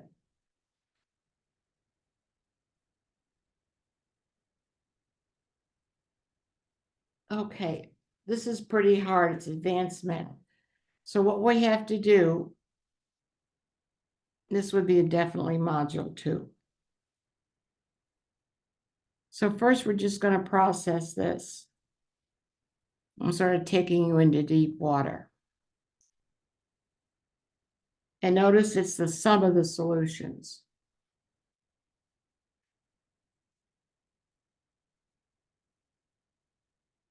So a little bit of work foiling this out.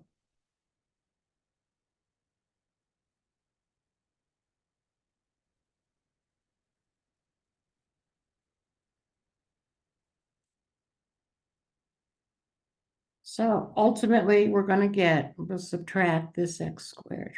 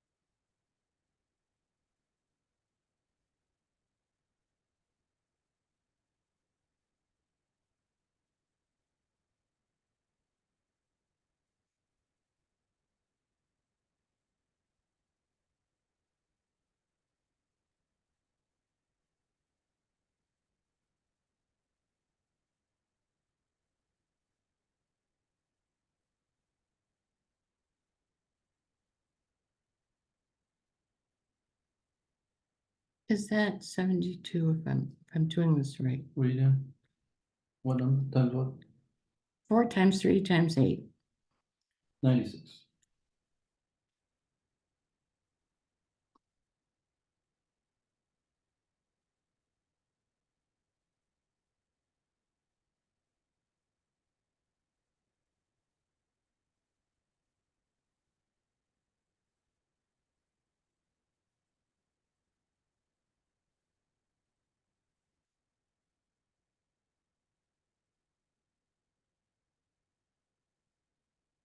Okay. So the hard part, the work part of this was foiling it, and everybody might come down here and say, oh my, I have to go into the quadratic formula. But do you see how easy this is? Minus b over a is just 8/3. If you do it my way, which I thought was pretty good back in the day, we have a plus and we have a minus, so I don't really need the radical. So 8/6 plus 8/6 would be 16/6, which equals 8/3. So I think this is the faster way. Okay, so let me just ask, Anish, do you get it? Yeah. Okay, so that's faster, right? Using the minus b over a. Sahana, Yeah. Zoe, Yeah. yeah, and Addie. Good, so just, I mean, just, or minus b over a is Yeah. quickest. And you already have negative b over 2a memorized, so I just like to think about it, okay, I just want the sum. Yeah. So we just don't divide. Yeah, okay, let's go back to the packet. We're finishing up here. I know this is 8 months of math. So, we're gonna go to page 20. Right now, because I know we have to get to the grammar. Oh, you make a pretty good time here. Well, this one, if you want to do it, it's A, but I'm not gonna do Oh, it no, right. that one, if you wanna do it, it's D. Are you sure? Yeah, Okay, but we could skip it. okay, Gotta let's keep moving. do 4. Okay, we want 2 distinct real solutions, so we're gonna test the discriminant.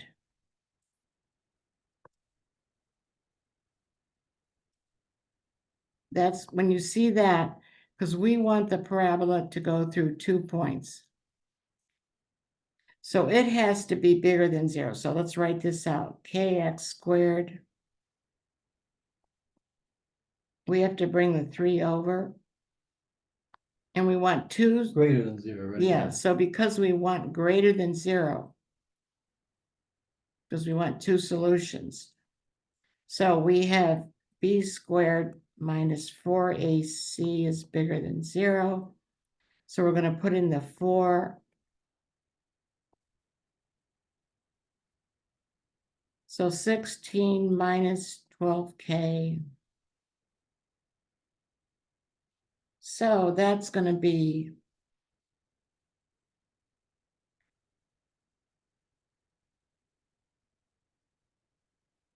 so k will be less than 4/3.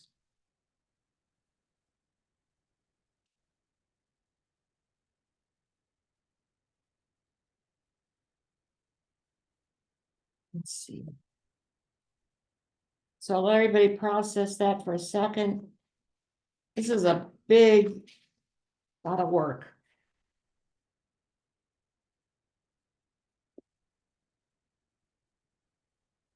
Okay. So is everybody good with C with that one, Addie? Yes, Anish Yeah. and Sehana Yeah.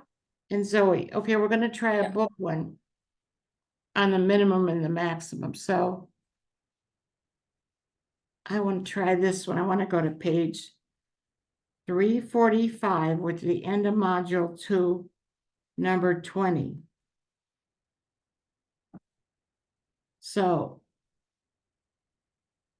our function is 4x squared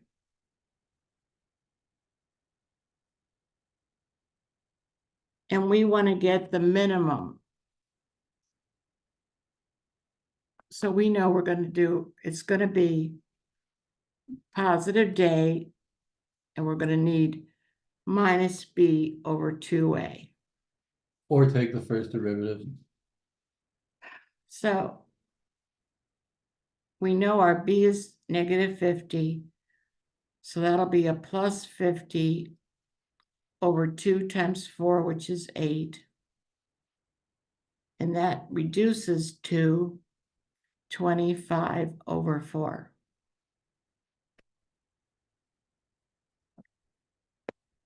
And that might be a little hard to read off a graph. I don't know, because it's a fraction, you know? Right. So does everybody see how this and then the minus b over a for the sum It's handy, yeah. is handy? I Because if you don't have, mean, or you could use calculus, but you don't need calculus for this test. right. They actually, they don't expect you to know it really at all. So is 25/4 make sense to you, Addie? Anish? Yeah. Sana? Yeah. Okay, and Zoe. Yeah. Okay, great. Okay, now sometimes you don't need the big gun quadratic formula. You probably only get one question on with the formula. So here we can just take the square root of both sides, but remember, there's Absolute value. we need the absolute value. So what we could figure out, x plus 3 is 5.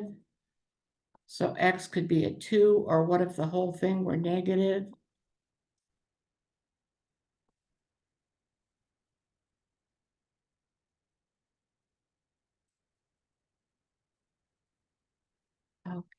Eight, yeah.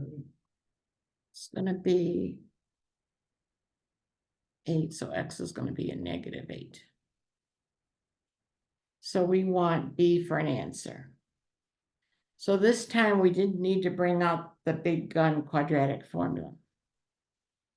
So let's go to the next page. Which, for this equation, which one has the x-intercepts that you could just pick out? So it would be D. You see how, so X would be a 2 or a -4. Is any of those a vertex? 2 form? or 4 positive one. Yeah.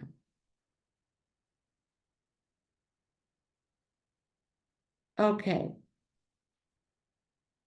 Let me see, I want to go to see if we did this one. You guys can start to try 3. Yeah, B kind of looks like the vertex form, but the one's on the wrong side, but Yeah, it sort of is. close to vertex form, but not exact.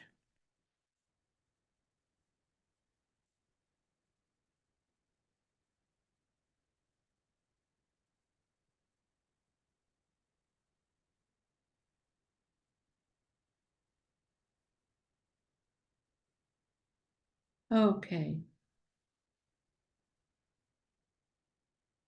Okay, so this one would just be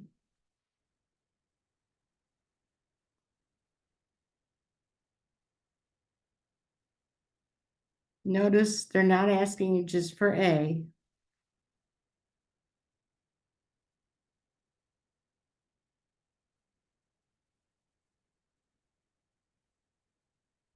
And we want a positive value, so we have to pick 3.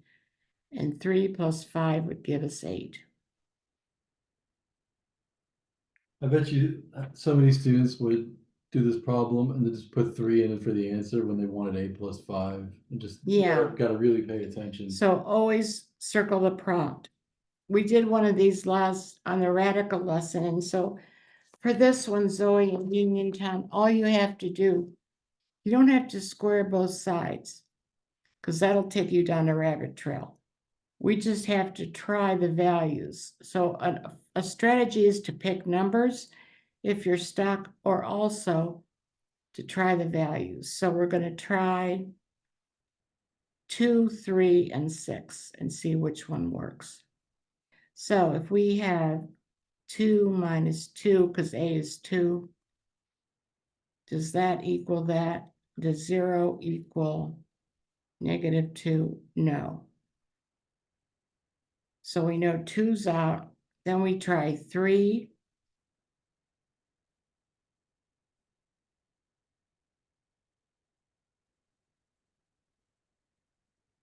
Does 1 equal a -1? No. 6 better work. So let's try it.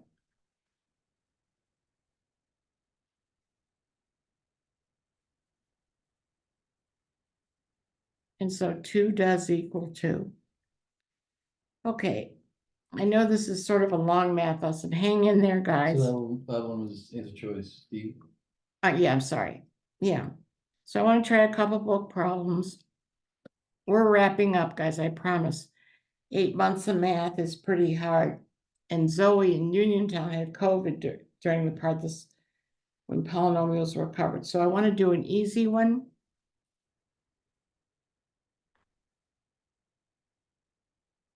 And then on the alternative page,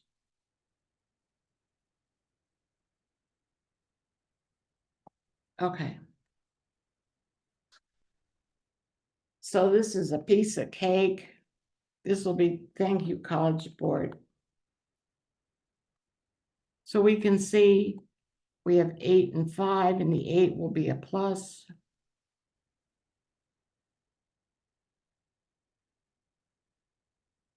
But, oops, Yeah, you said it right, but then you get it down. Been brain, don't fail me a yet. long day. Yeah. So that's, Wait, you said the 8's a plus, and you're right, and then the 5's the minus. yeah, sorry, It's okay. it's a long math lesson. Yeah, it is. So this is B. Yeah. And then let's try the number 8 on the other page. You can see the stuff is all over the test.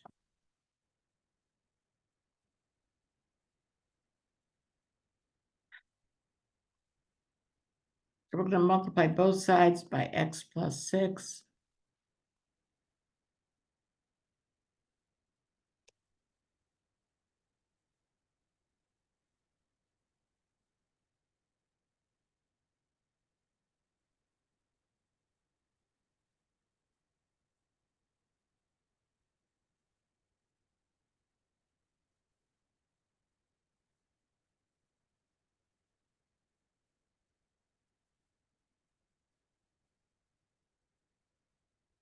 And we want the positive solution.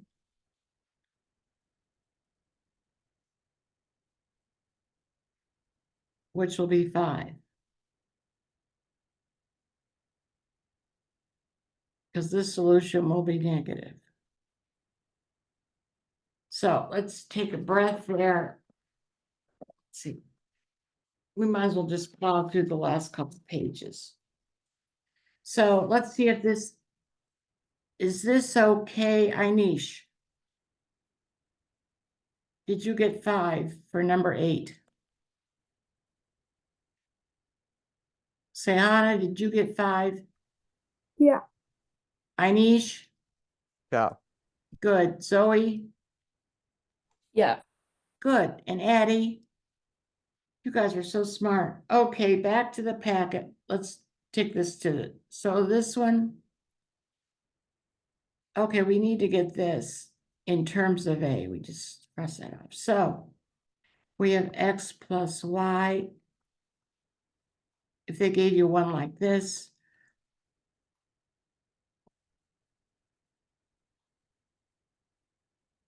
So x squared plus y squared is A.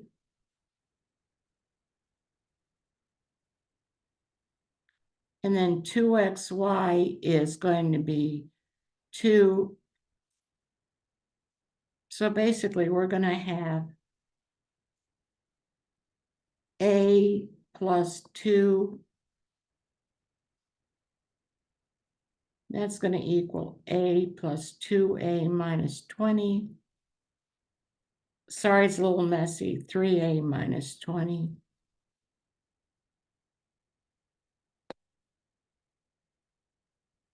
Okay.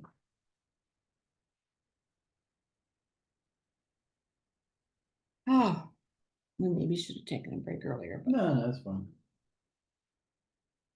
Okay, Addie, are you okay with that one? Inish? Yeah. Yeah, Zoe Yeah. and Sehana. Yeah.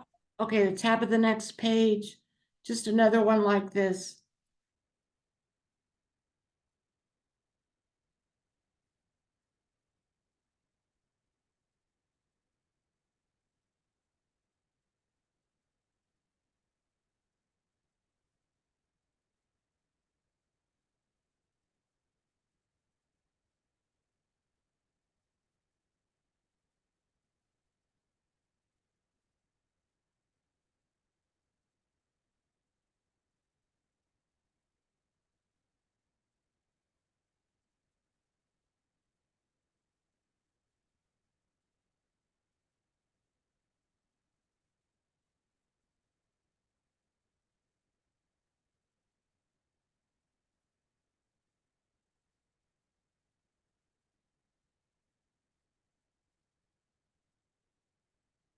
Okay, Addie, did you get 7.5? Sorry.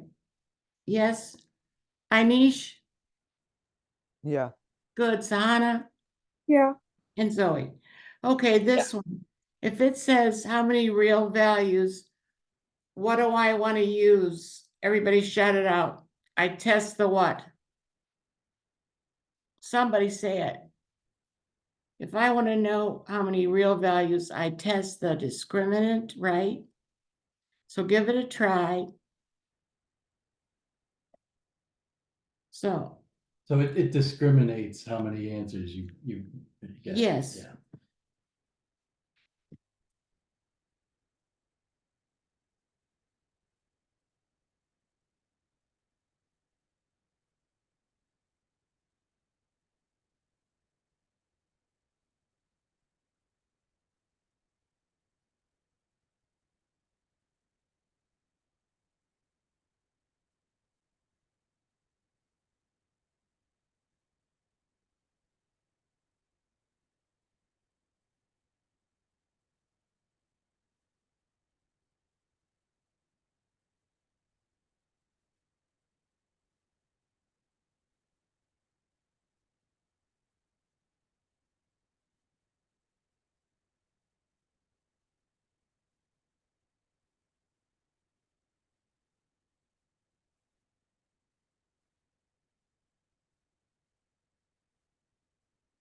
and so when it's 0, there's only one solution.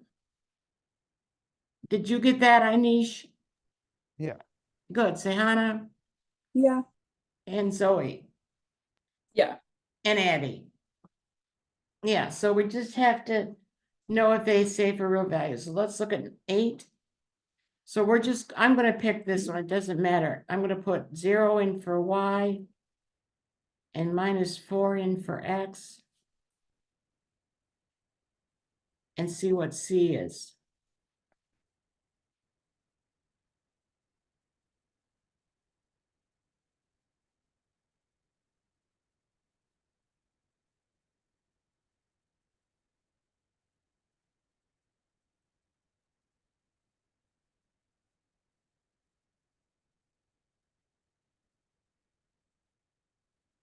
You could have just as easily used 6.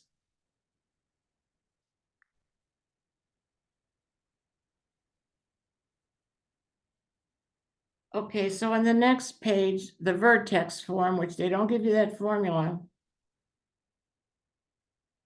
So this one, which is the vertex form, and it's gonna be D. Because it matches this.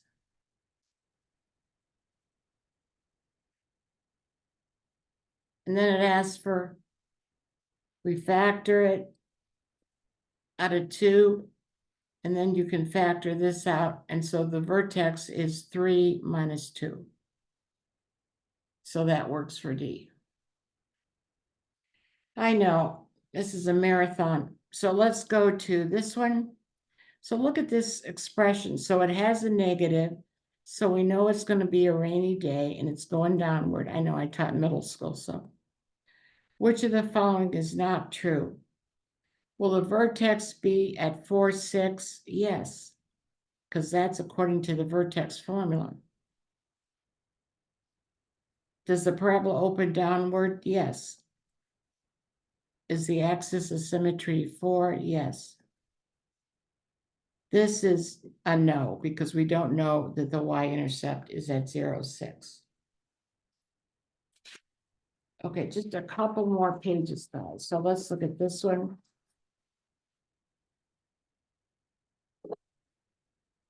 So you could spot this one. If we have this formula,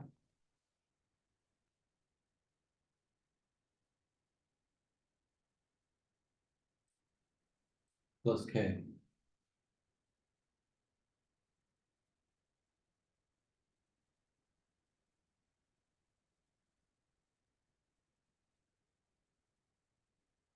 okay, so which example has so we can sort of see it's going to be x minus 2 squared plus a -3, which looks a lot like C.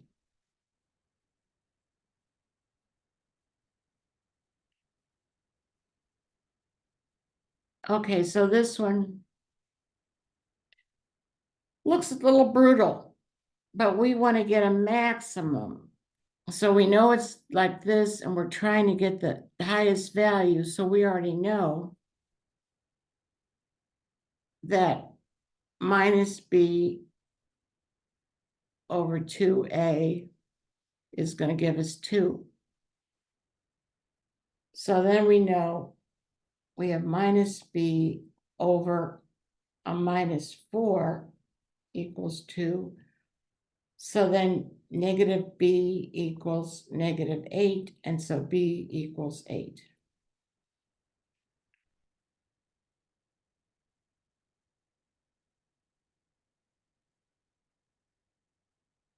So that minus b over 2a is sort of critical. Addie, are you good? Yes, Anish, yeah, Sahana, Yeah. and Zoe. Okay. Zoe, you're good? Yep. Good. Now you could have a word problem with quadratics. So if it says how many seconds will the ball hit the ground, that's going to be when the height is 0. And before it started, the t would be 0. And so we did it all here for you. Let's just try number 1. We only have, how many pages left? Couple. Just a couple pages. Give them a longer break, okay? Well, I mean, I still gotta get through grammar. So we're gonna put 140 in for D. You might have done this in physics. Pretty easy. We're dividing by 1.4. That's gonna equal 100. Pretty easy. You can't really have negative time, so it would be 10 seconds. And I'm just gonna do this one in the interest of time. So he's building a fence around his garden. The width is W, the length is twice the width minus 8. So we're going to start this off. And we know the whole thing is 2880. So then we distribute the W and bring this over, and it's beginning to look like a quadratic. That's an equal sign, right? Or, yeah. Yeah, I know what you mean. Okay, Okay, so then we're just going to use the whole quadratic formula in the interest of time. So I'm just going to do this.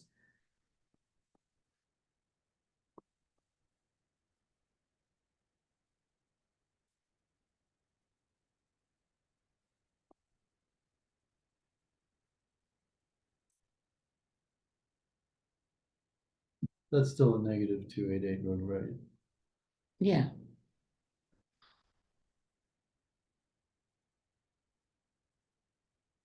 And so ultimately what we're going to get here for the width is it's 160 over 4.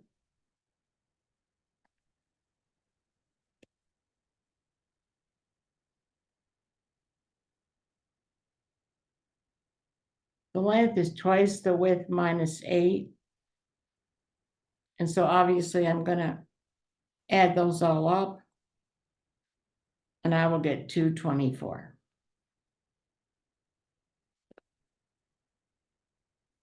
Okay, the last thing we have to cover is what if you have a parabola and a line intersection?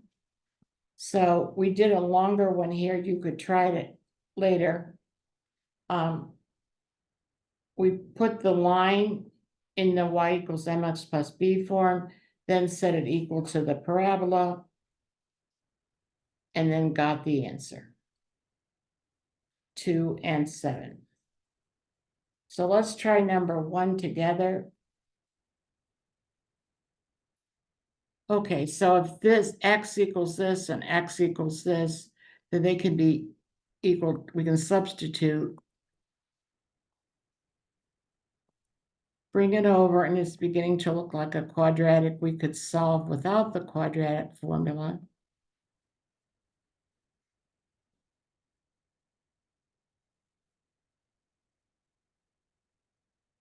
So y could be a 4 and y could be a negative 2. But this is the trick answer. Don't pick A, because that's xy. We want the y's to be 4 and a minus 2, which occurs in C. Notice that trick there. The last page. Woo! Okay, let's look at this one. In the XY plane, here's a parabola and it's going to intersect this line at 2 points. So we're going to set these equal to see where basically what we're doing is we have a parabola. We have y equals 4. And we have a parabola that's going to touch at 2 points. So we're just going to set this equal. And we're taking the square root of this number and the square root of 4. So x minus 8 is 2. So x could be at 10, but we have to do the absolute value. So negative x plus 8 could equal 10. 2, right? Negative x plus 8 could equal 2. 2. Yeah. Sorry. So negative x could equal negative 6. X could be 6. So it looks like 6 and 10 are the points. And so the difference between them would be 4. And the last one, I would just use the diagram on this one. Maybe I'll zoom you in a little bit so Yeah. you can draw on it. Okay, thank you. Yeah. So a quadratic equation is graphed in the xy plane above. Which of the following represents all solutions? So I would just draw the line in. So we know this already. It's mx plus b. So it's going to start at a minus 6, and our slope is up 2 over 1.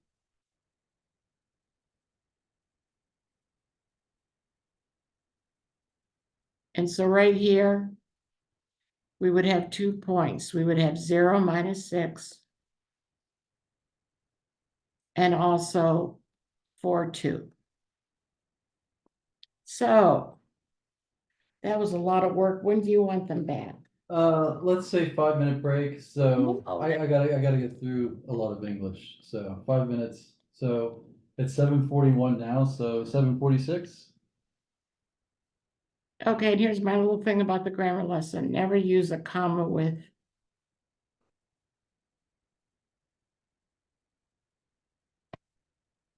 that. Important point. Okay, guys, thank you. We'll see you next week. We're starting geometry next week.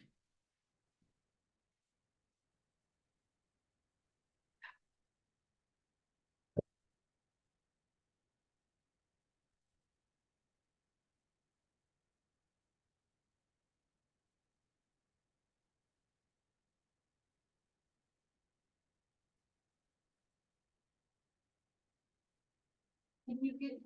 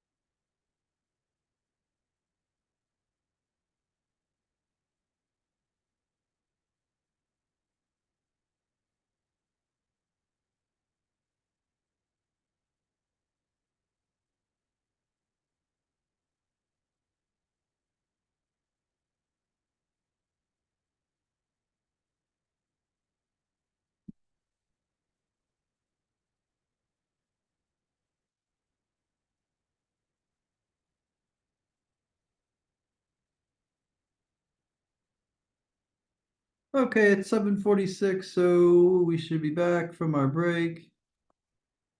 You guys back? Just let me know. Yep. Zoe's back. Thanks. Yeah. Sahana's back.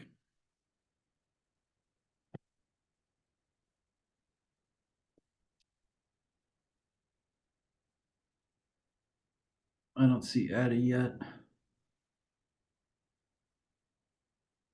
All right, so we're just going to be doing pronoun antecedent agreement. We're going to do objects of the preposition, restrictive and non-restrictive clauses. So this is a pretty good grammar lesson. I know math went way over today, so this is going to be relatively straightforward compared to all of those polynomials. All right, so we'll just start with pronouns. Okay. So pronouns just take the place of other nouns. And in English, a pronoun must always have an antecedent. That is just the noun to which the pronoun refers. So I can use the pronoun it to refer to an experiment, something like that. And usually all that they do on the SAT and the ACT, usually it's just a matter of contradiction. They'll use an incorrect pronoun. They'll use a plural pronoun to refer to something we know to be singular. Maybe they'll use the plural pronoun they to refer to an experiment. So 9 times out of 10, you're just trying to determine, okay, is this singular? Is the pronoun singular? Is the antecedent plural? Then we got a problem. How would we, pick the right pronoun? All right, so this is a rule, and it's important enough that I'm going to highlight it. So in any sentence, a pronoun must agree with its antecedent in person, gender, and number. And what I just gave a minute ago was an example of number. So a plural pronoun can have a plural antecedent, a singular pronoun will have a singular antecedent. If the gender of an individual is unknown, we prefer to use he or she to refer to the individual, never assume the gender of an individual, and that's been true for about 100 years. So maybe I'll just do an example or two, and then we'll try a couple from the book. All right, so the typical teenager is involved in many activities outside of their school. And I know this is short answer, don't worry about rewriting the entire sentence, but you probably just have to make a change here or there. Okay, so the typical teenager singular is involved in many activities outside of their plural pronoun school. So we need to make everything singular.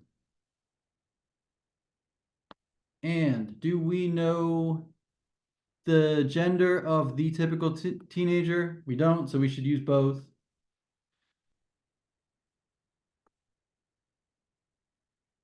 Okay, so corrected, it will be the typical teenager is involved in many activities outside of his or her school. So that's how we would do it, in modern day. I do want to give you an example though. Say it's 100 years ago or longer or earlier. This would have been correct at the time. This is what they would have printed in the newspaper. This is just how they would have done it. The typical teenager is involved in many activities outside of his school. It didn't matter that schools for women existed at the time. They would just use his, and that's just how they did it. But it's not a grammar thing. Really, it's a style choice. But nowadays, we should use both his or her school. And that's true for about 100 years. It's probably just because they realize, hey, maybe we shouldn't disenfranchise half of the population. All right, so maybe we'll do this other example and then try a couple from the book. It is a sign that an infant is ready for solid food when it loses the tongue thrust reflex. So we have an infant singular, but can an infant be an it? That's the issue here. We reserve the singular pronoun it for things. not people. So we should probably change it. Does anyone want to take a shot at this one?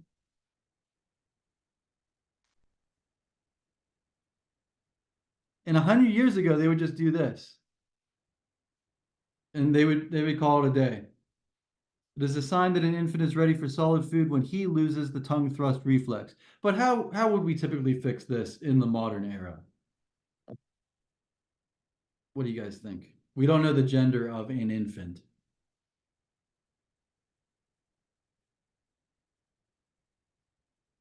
Anybody?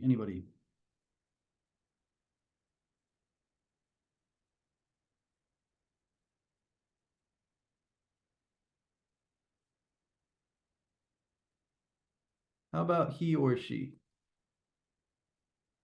All right, it is a sign that an infant is ready for solid food when he or she loses the tongue thrust reflex. All right, let's do a couple from the book. I'm going to give you a page number as soon as I find it. I just want to randomly pick some from the book so you could see that this is all over the SAT. This is all over the ACT. So we should practice it because 10 points, everything's 10 points. The English is weighted just as much as the math. So I know we have some strong people in this group, but gotta do some grammar as well as math. As soon as I could find the test I was looking at. I was just looking at some from the book and I came across two on the same test. What was it?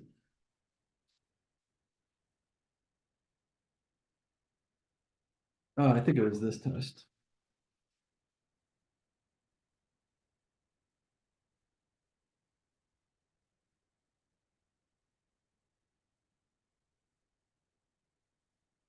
Okay, I got a page number. Page 336.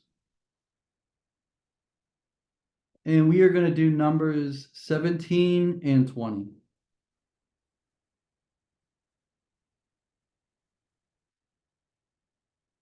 So find 336 in the blue book. Try these two. It's just pronoun antecedent agreement.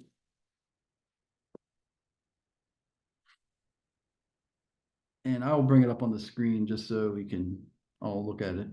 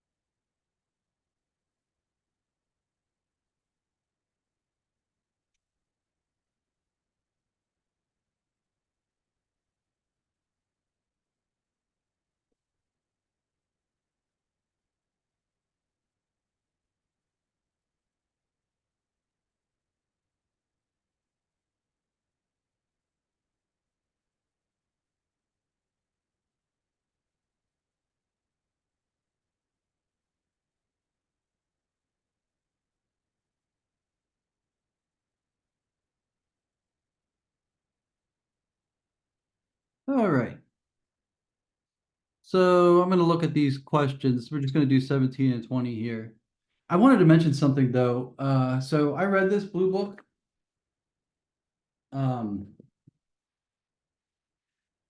And there's something kind of interesting. So in the past 5 or 6 years, certain individuals have been self-ascribing particular pronouns that they prefer.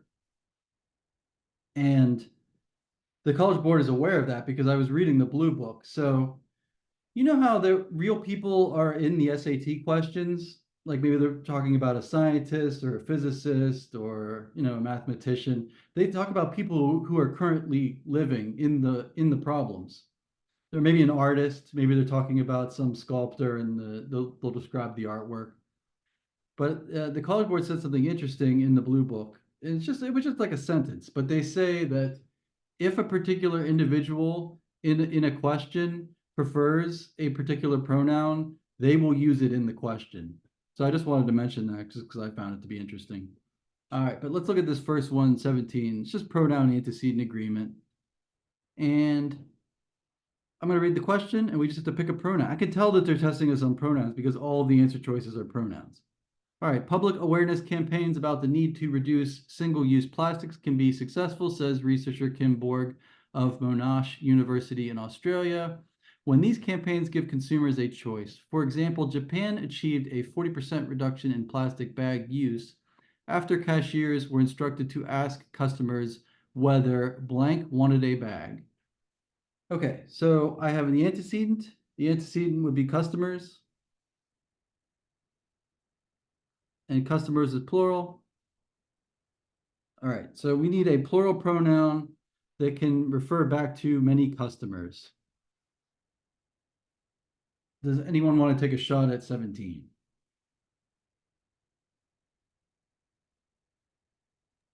Is it A? It is A, yeah. So we can use the plural pronoun they. Let's make a note that that's plural to refer back to many customers. All right, I'm going to read the corrected version. For example, Japan achieved a 40% reduction in plastic bag use after cashiers were instructed to ask customers whether they wanted bags. I would probably change that. Instead of wanted a bag, I would probably say they were asking the customers whether they wanted bags. All right, on to number 20. Same thing. It's another pronoun question. I could tell because of all these pronouns. All right, British scientists James Watson and Francis Crick won the Nobel Prize in part for their 1953 paper announcing the double helix structure of DNA, but it is misleading to say that Watson and Crick discovered the double helix. Blank findings were based on a famous X-ray image of DNA fibers, photo 51, developed by X-ray crystallographer Rosalind Franklin and her graduate student Raymond Gosling. All right, so we just have to pick a pronoun that can refer to the antecedent Watson and Crick. Just make a note of what our antecedent is, Watson, Crick.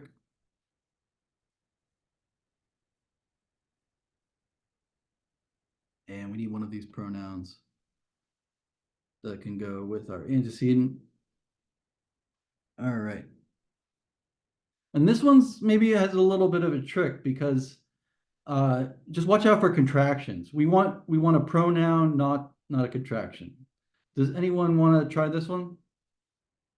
You can just shout out what you think the answer is. We're pretty informal here.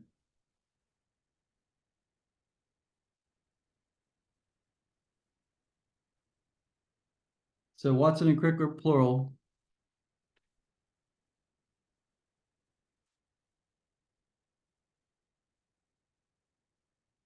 We just need a plural pronoun that can refer back to these gentlemen. C. Yeah, it is C. Perfect. All right. And they're trying to trick you with answer choice A, but I have a trick, sort of, or a strategy. Let's call it a strategy. Anytime you see a contraction, in this case, this one, anytime you see this on the SAT, you can always read it like this. Since this is a contraction, just read it in the sentence in that form, and you'll instantly know whether it's incorrect or correct. They are findings were based on a famous X-ray image. Doesn't work. And you can also use this strategy for IT apostrophe S. Anytime you see it on the test, just read it as it is, and you'll instantly know whether it works or not. All right, so it's just some pronouns. I thought that'd be a good warm up just to try two from a real digital SAT. These are on the ACT as well. All right, so watch out for pronoun shift. So I said that a pronoun must agree with its antecedent in person, gender, and number. And this is what happens when it doesn't agree in person. So we can't switch from a third person, you. Oh, that's an R, sorry. It's hard to write on this tablet. Third person, you, to, sorry. We can't shift from a third person, one, to a second person, you. All right, so we just have to maintain person. Just pick one. I would probably say one cannot play well if one doesn't practice, or you could just pick second person. You won't play well if you don't practice.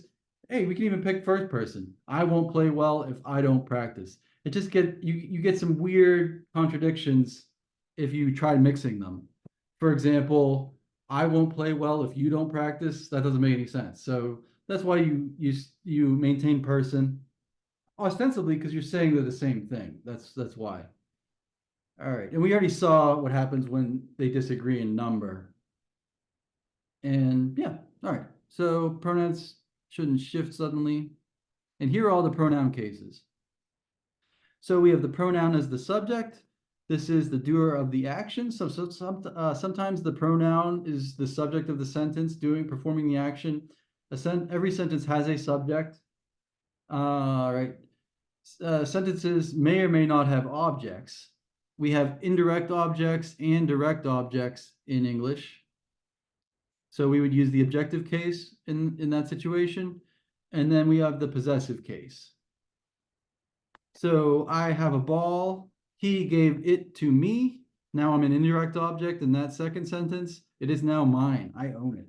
So that's the possessive case. All right. An important one is this one. Notice how who is our subjective form, but whom is the objective form. To whom may I address your call? Something like that. I would be the subject of that sentence. That's why I'm the subject. I'm the doer of the action. Whom would be an object. So just be aware of that one. All right. I enjoy a good movie. So I am doing the action here. So we need the subjective form of that pronoun. You would never say me enjoy a good movie or anything like that. Are you mailing them? I'm assuming they're letters or packages. So they're direct objects, whatever they are. And you is the subject. The doer of the action is always the subject of the sentence. All right. And we can also have indirect objects. So are you subject mailing him indirect object, the letters, direct objects. Okay, so are you mailing him the letters? So him is our indirect object. It's the person or thing with reference to which the action of a verb is performed. All right, the next topic is the object of the preposition. And so we kind of have to introduce what prepositions are to talk about this one. So prepositions, there are so many prepositions that are commonly used in English. They are just a fundamental part of speech, just like verbs, adverbs, adjectives, anything else.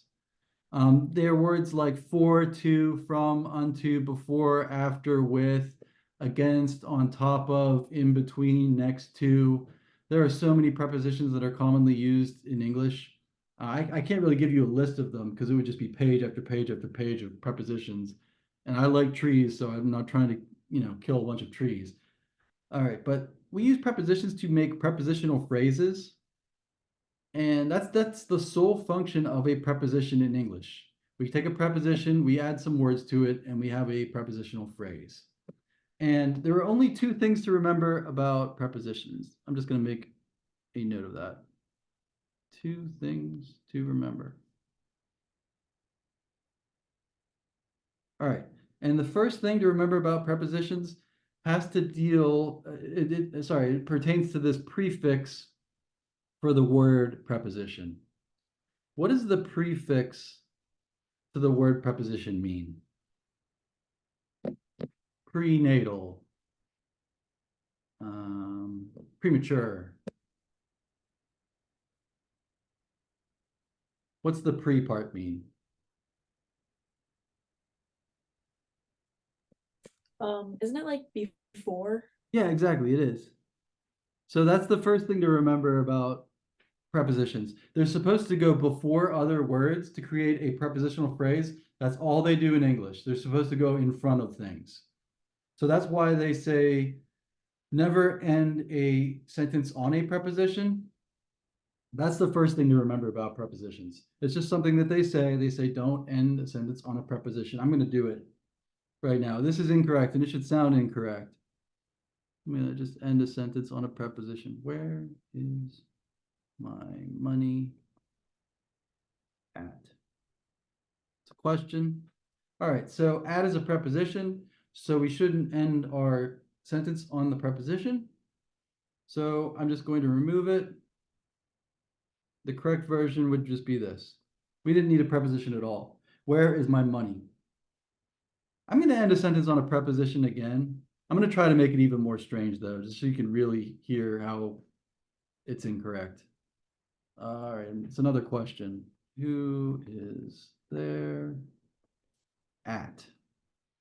All right, imagine how strange this would be if I didn't finish the prepositional phrase. Who is there at? I'm going to fix it. Who is there at the door?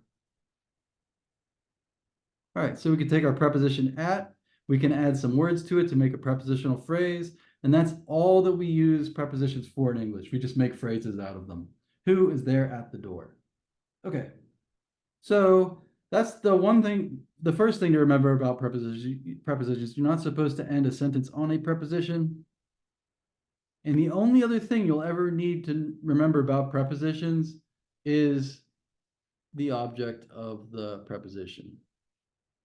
Oh, that's trying to make an arrow. Okay, so this is the second thing that we should remember about prepositions.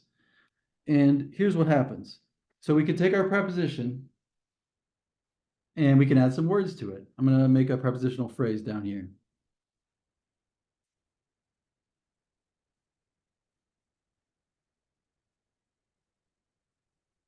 All right, so I took my preposition for, I added some words to it to make a prepositional phrase. Why is it whom and not who? Well, it's because of the object of the preposition.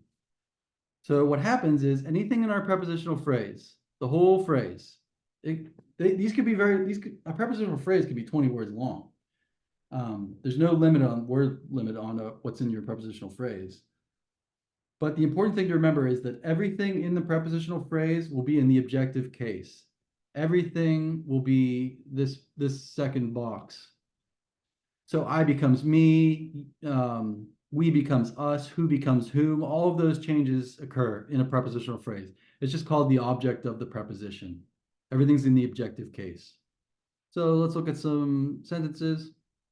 For we parents, it can be hard to find the time to exercise. That would be incorrect. We becomes us. So the subjective form of this pronoun is we, but object of the preposition, it turns into us. For us parents, it can be hard to find the time to exercise. Oop, somehow I skipped to the end of the packet. Didn't mean to do that. All right. Sorry, I bumped something. Okay, object of the preposition. All right, so next we have some reflexive and intensive pronouns. These are the self and selves words. Myself, yourself, himself, herself, itself, oneself, ourselves, themselves, and yourselves. So these pronouns are used in two different ways. They are either used reflexively or intensively. And the reflexive usage, it sounds kind of like what it is. It's similar to a reflection. It's used reflexively when the subject is also an object in the sentence. So maybe the subject is performing an action on himself or buying something for himself. So the subject is both the doer of the action and a receiver of an action, both subject and object. That's the reflexive usage. Like this example, the woman saw herself in the mirror. So here she is the subject, but she is also an object. So that's a reflexive. Or this one right here, the man is the subject. He is buying himself a sweater. So he's buying a direct object sweater, but he himself is also an indirect object in his own sentence. So when that's going on, it's a reflexive. But these pronouns, the same words, they can also be used intensively. And when it's an intensive usage, it's only there for emphasis. I like to say that it's most similar to an exclamation mark in English, just there for some emphasis. It's not an object in our sentence or anything fundamentally important. It's only there for some emphasis. So here it is as used as an intensive. Christine made all the birthday decorations herself. I could cross it off and the sentence doesn't lose any meaning at all. Christine made all the birthday decorations, period. The only thing I lost was a little bit of intensity. It's most similar to like an exclamation mark, something like that. Just creates a little bit of emphasis. I'm emphasizing that she has done all of this herself. She stayed up all night writing her paper, as I've done countless times myself. I can cross it off, and the sentence doesn't lose any meaning. So it's just an intensive. But if I try to take the herself out of this woman sentence, I do lose meaning. And that's the test. We can just immediately know, okay, this was here as a reflexive, not an intensive. If I pull that out, we lose meaning. I don't know what she saw in the mirror. All right, Christine made all the birthday decorations herself. We can remove that. All right, so I'm just gonna circle this, just a quick little exercise. I'm just gonna circle whether it's reflexive or intensive.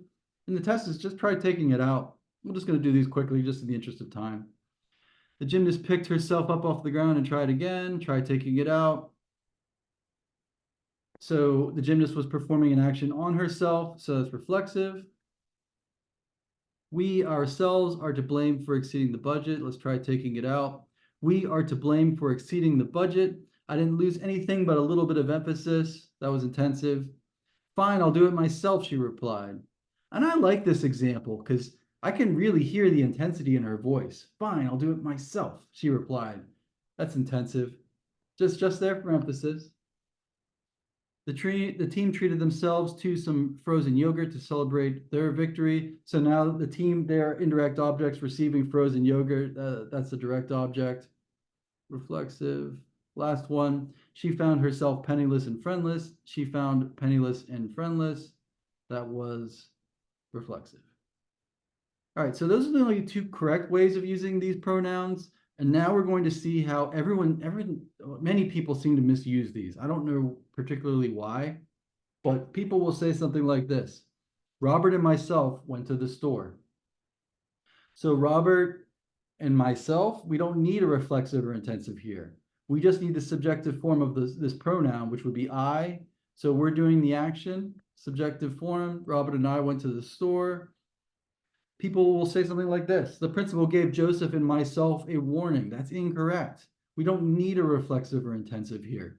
So the principal is the subject of our sentence. He's giving out direct objects. He's giving out the warnings to Joseph and me. We are indirect objects in that sentence.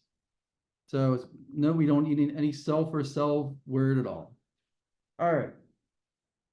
Let's look at this first one here. We're just going to do these together just in the interest of time. Math went way over, but that's probably our hardest lesson, really. I mean, maybe functions. I don't know. Between you and I, Martin is not a very strong leader. I'm going to give you a clue for this one. Between is a preposition. And I don't even think I've ever heard anyone say between you and I. It should be what? Between you and anybody. Object of the preposition between. Between you and me. We could even say between us. I need to be in the adjective form. Between us. Martin is not a very strong leader. Who did you give the money to? So there are two problems with this sentence. I want to know, can one of you correct the entire sentence? There are two issues here.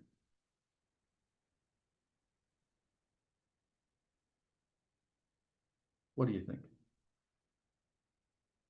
Or even if you know one of the problems, that's fine. Just let me know what one thing we should change would be.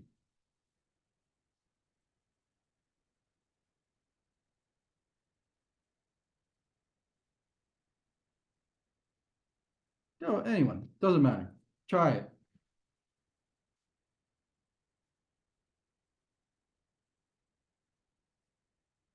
Or maybe I'll give you a clue. I'll give you a clue. To is a preposition. So we shouldn't end the sentence on the preposition. Is it to whom did you give the money? Perfect. Thanks, Ahana. You fixed it. So, to whom did you give the money? Okay. So we could either think of this as the object of the preposition to, or you could realize that the money is the direct object, you are the subject, and the whom, that's our indirect object. Perfect. You and I should have dinner together this week. So subjective form, we would be doing the dining. I regret to inform you, Kathy and I will be unable to attend. We don't need any self or selves words here. We just need the subjective form. So we would be doing the not attending. We would be subjects. Maggie convinced Jack and me, we're objects, right? Maggie's the subject. Maggie convinced Jack and me to join her for dinner, including me. There will be 4 of us at the game. All right, excellent. So pronoun ambiguity. Sometimes it's not clear who or what the pronoun is. And then we have an ambiguous pronoun. You really can't do this. So we have to always be able to figure out who or what the antecedent is. We can't just have an ambiguous they in the sentence and then we never figure out that they are the electorate.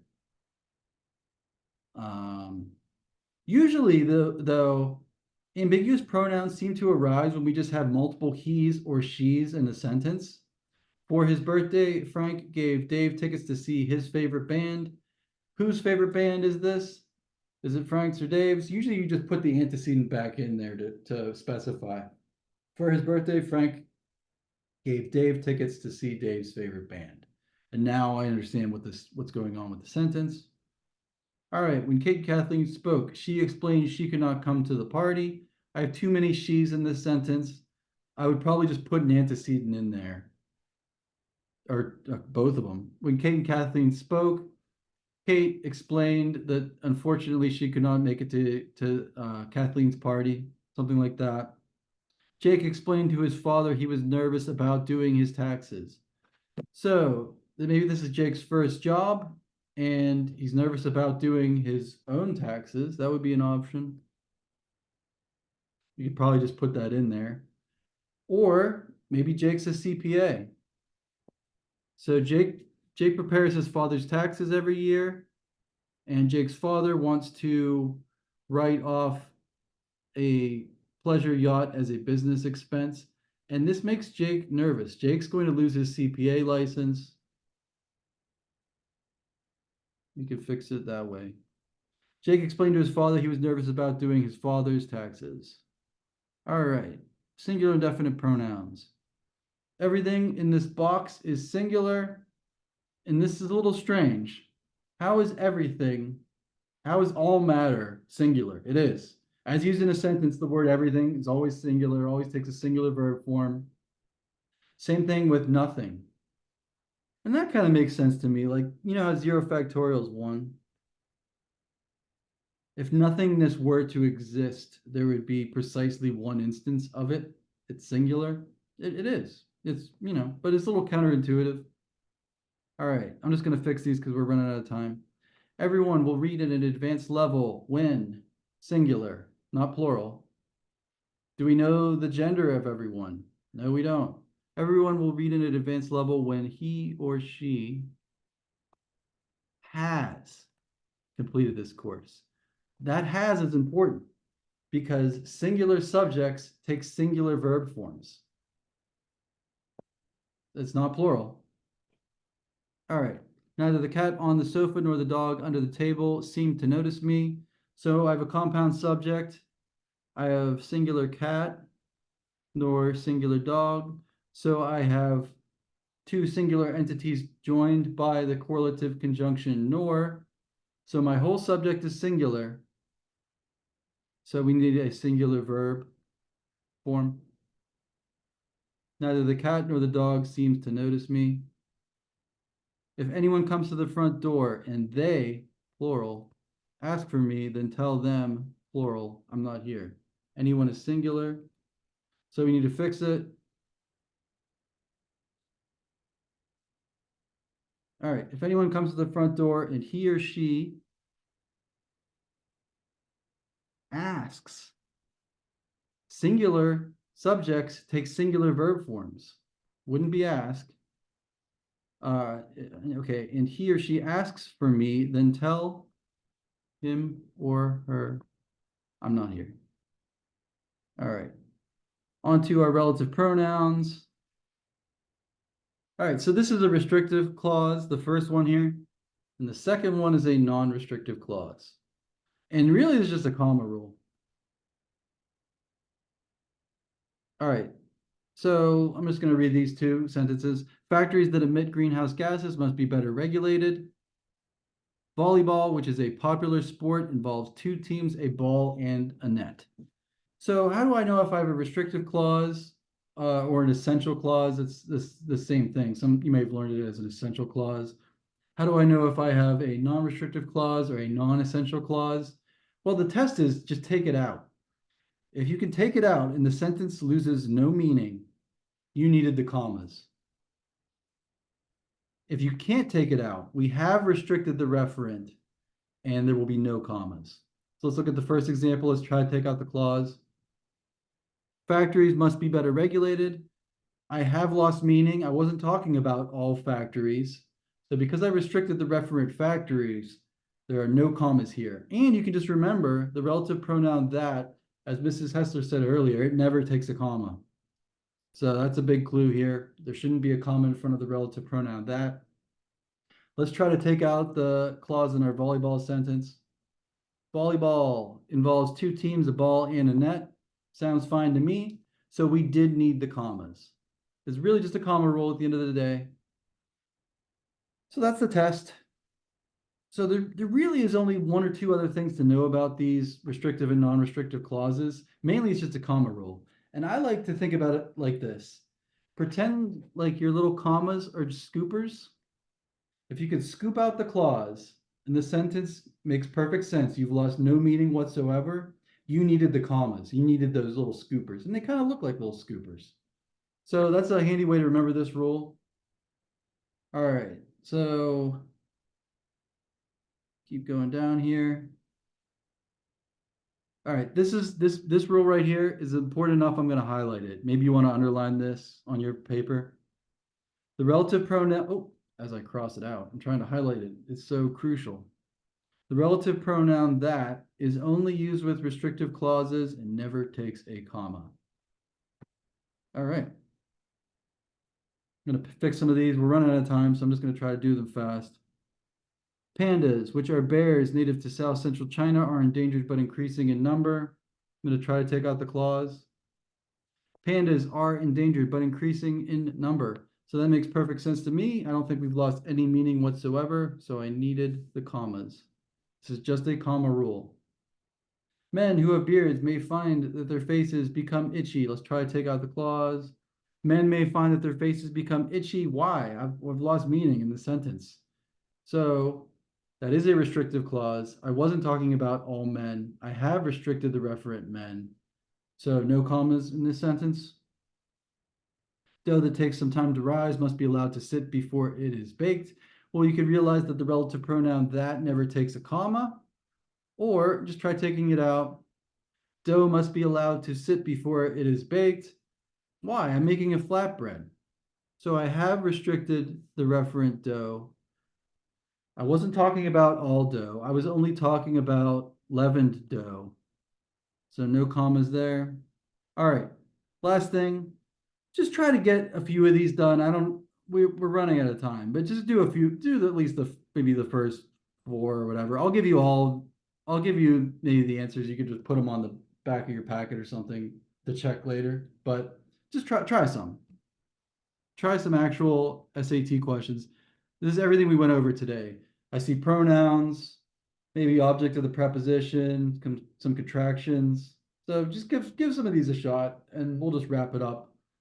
I'll give you the answers for any we don't get to, and then we'll see you next time. So try some.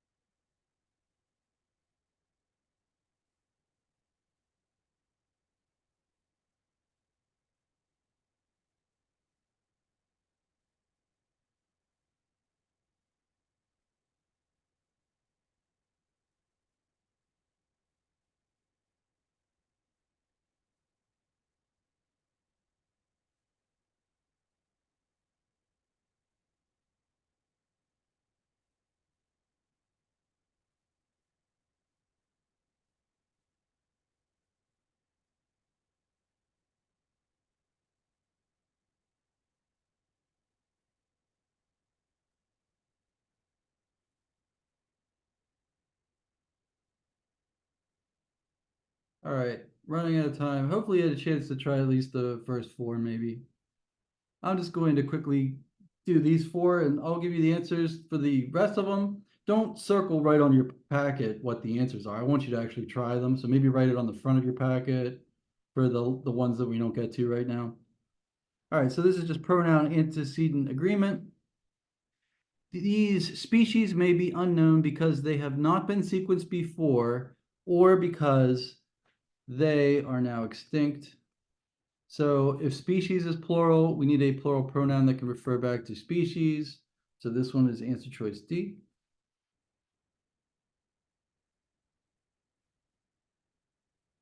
Next one, same idea, pronoun antecedent agreement. All right. In medieval Europe, the eldest legitimate child would inherit the bulk of the father's estate, while younger siblings were often left to receive smaller portions of land, or they were compelled to seek other means of livelihood. So if siblings is plural, I need a plural pronoun that can refer back to siblings. This one is B. All right, number 3, we're talking about curiosity. Curiosity is singular, this rover. All right, so I'm going to need a singular pronoun that can refer back to curiosity. Its mass of 899 kilograms includes 80 kilograms of scientific instruments. It's answer choice B, not A. Do the strategy for the contraction. Every time you see IT apostrophe S on the SAT or ACT, read it exactly like this. It is mass of 899 kilograms, includes 80 kilograms of scientific instruments. You immediately know that it's not answer choice A. On to number 4, Pangea, meaning all land in ancient Greek. All right, so I'm just going to keep going along here. The concept of Pangea, which was first proposed by Alfred Wegener, revolutionized our understanding of Earth's geological evolution. So for this one, we have a restrictive clause. We haven't restricted the referent Pangea. We're still talking about Pangea. We could remove the clause and it would be fine. So we did need those commas. And if we open it with a comma, we must close it with a comma. Non-restrictive clause for answer choice B. Last one I'm going to do, and then I'm going to give you the solutions for the other ones. All right. He is an artist for whom object of the preposition for Western and indigenous artistic traditions are foundational to his artistic practice. Okay, so I'm going to give you the answers for 6 through 9. Put them on the front of your packet. Don't circle the answers because you're not going to do the question. But just jot these down. I'm going to let you guys go because we're out of time. But I do want you to at least try these.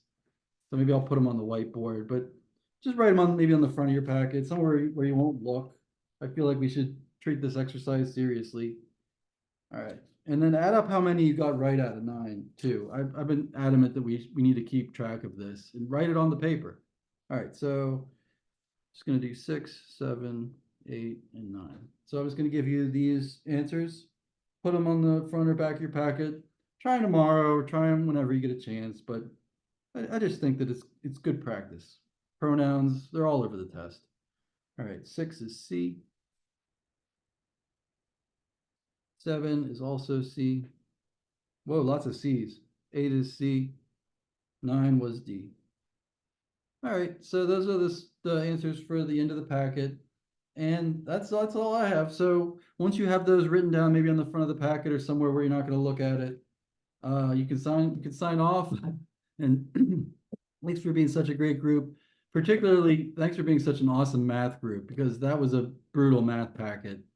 This English I feel like this is pretty rudimentary, but that math I think was a little hard today. So don't worry if it was hard. Just hopefully that helps you and speeds up, your solving of these problems. That's all I have. So I'm just going to say good night. I'll see you guys. See you next Wednesday. Thank you. Yeah.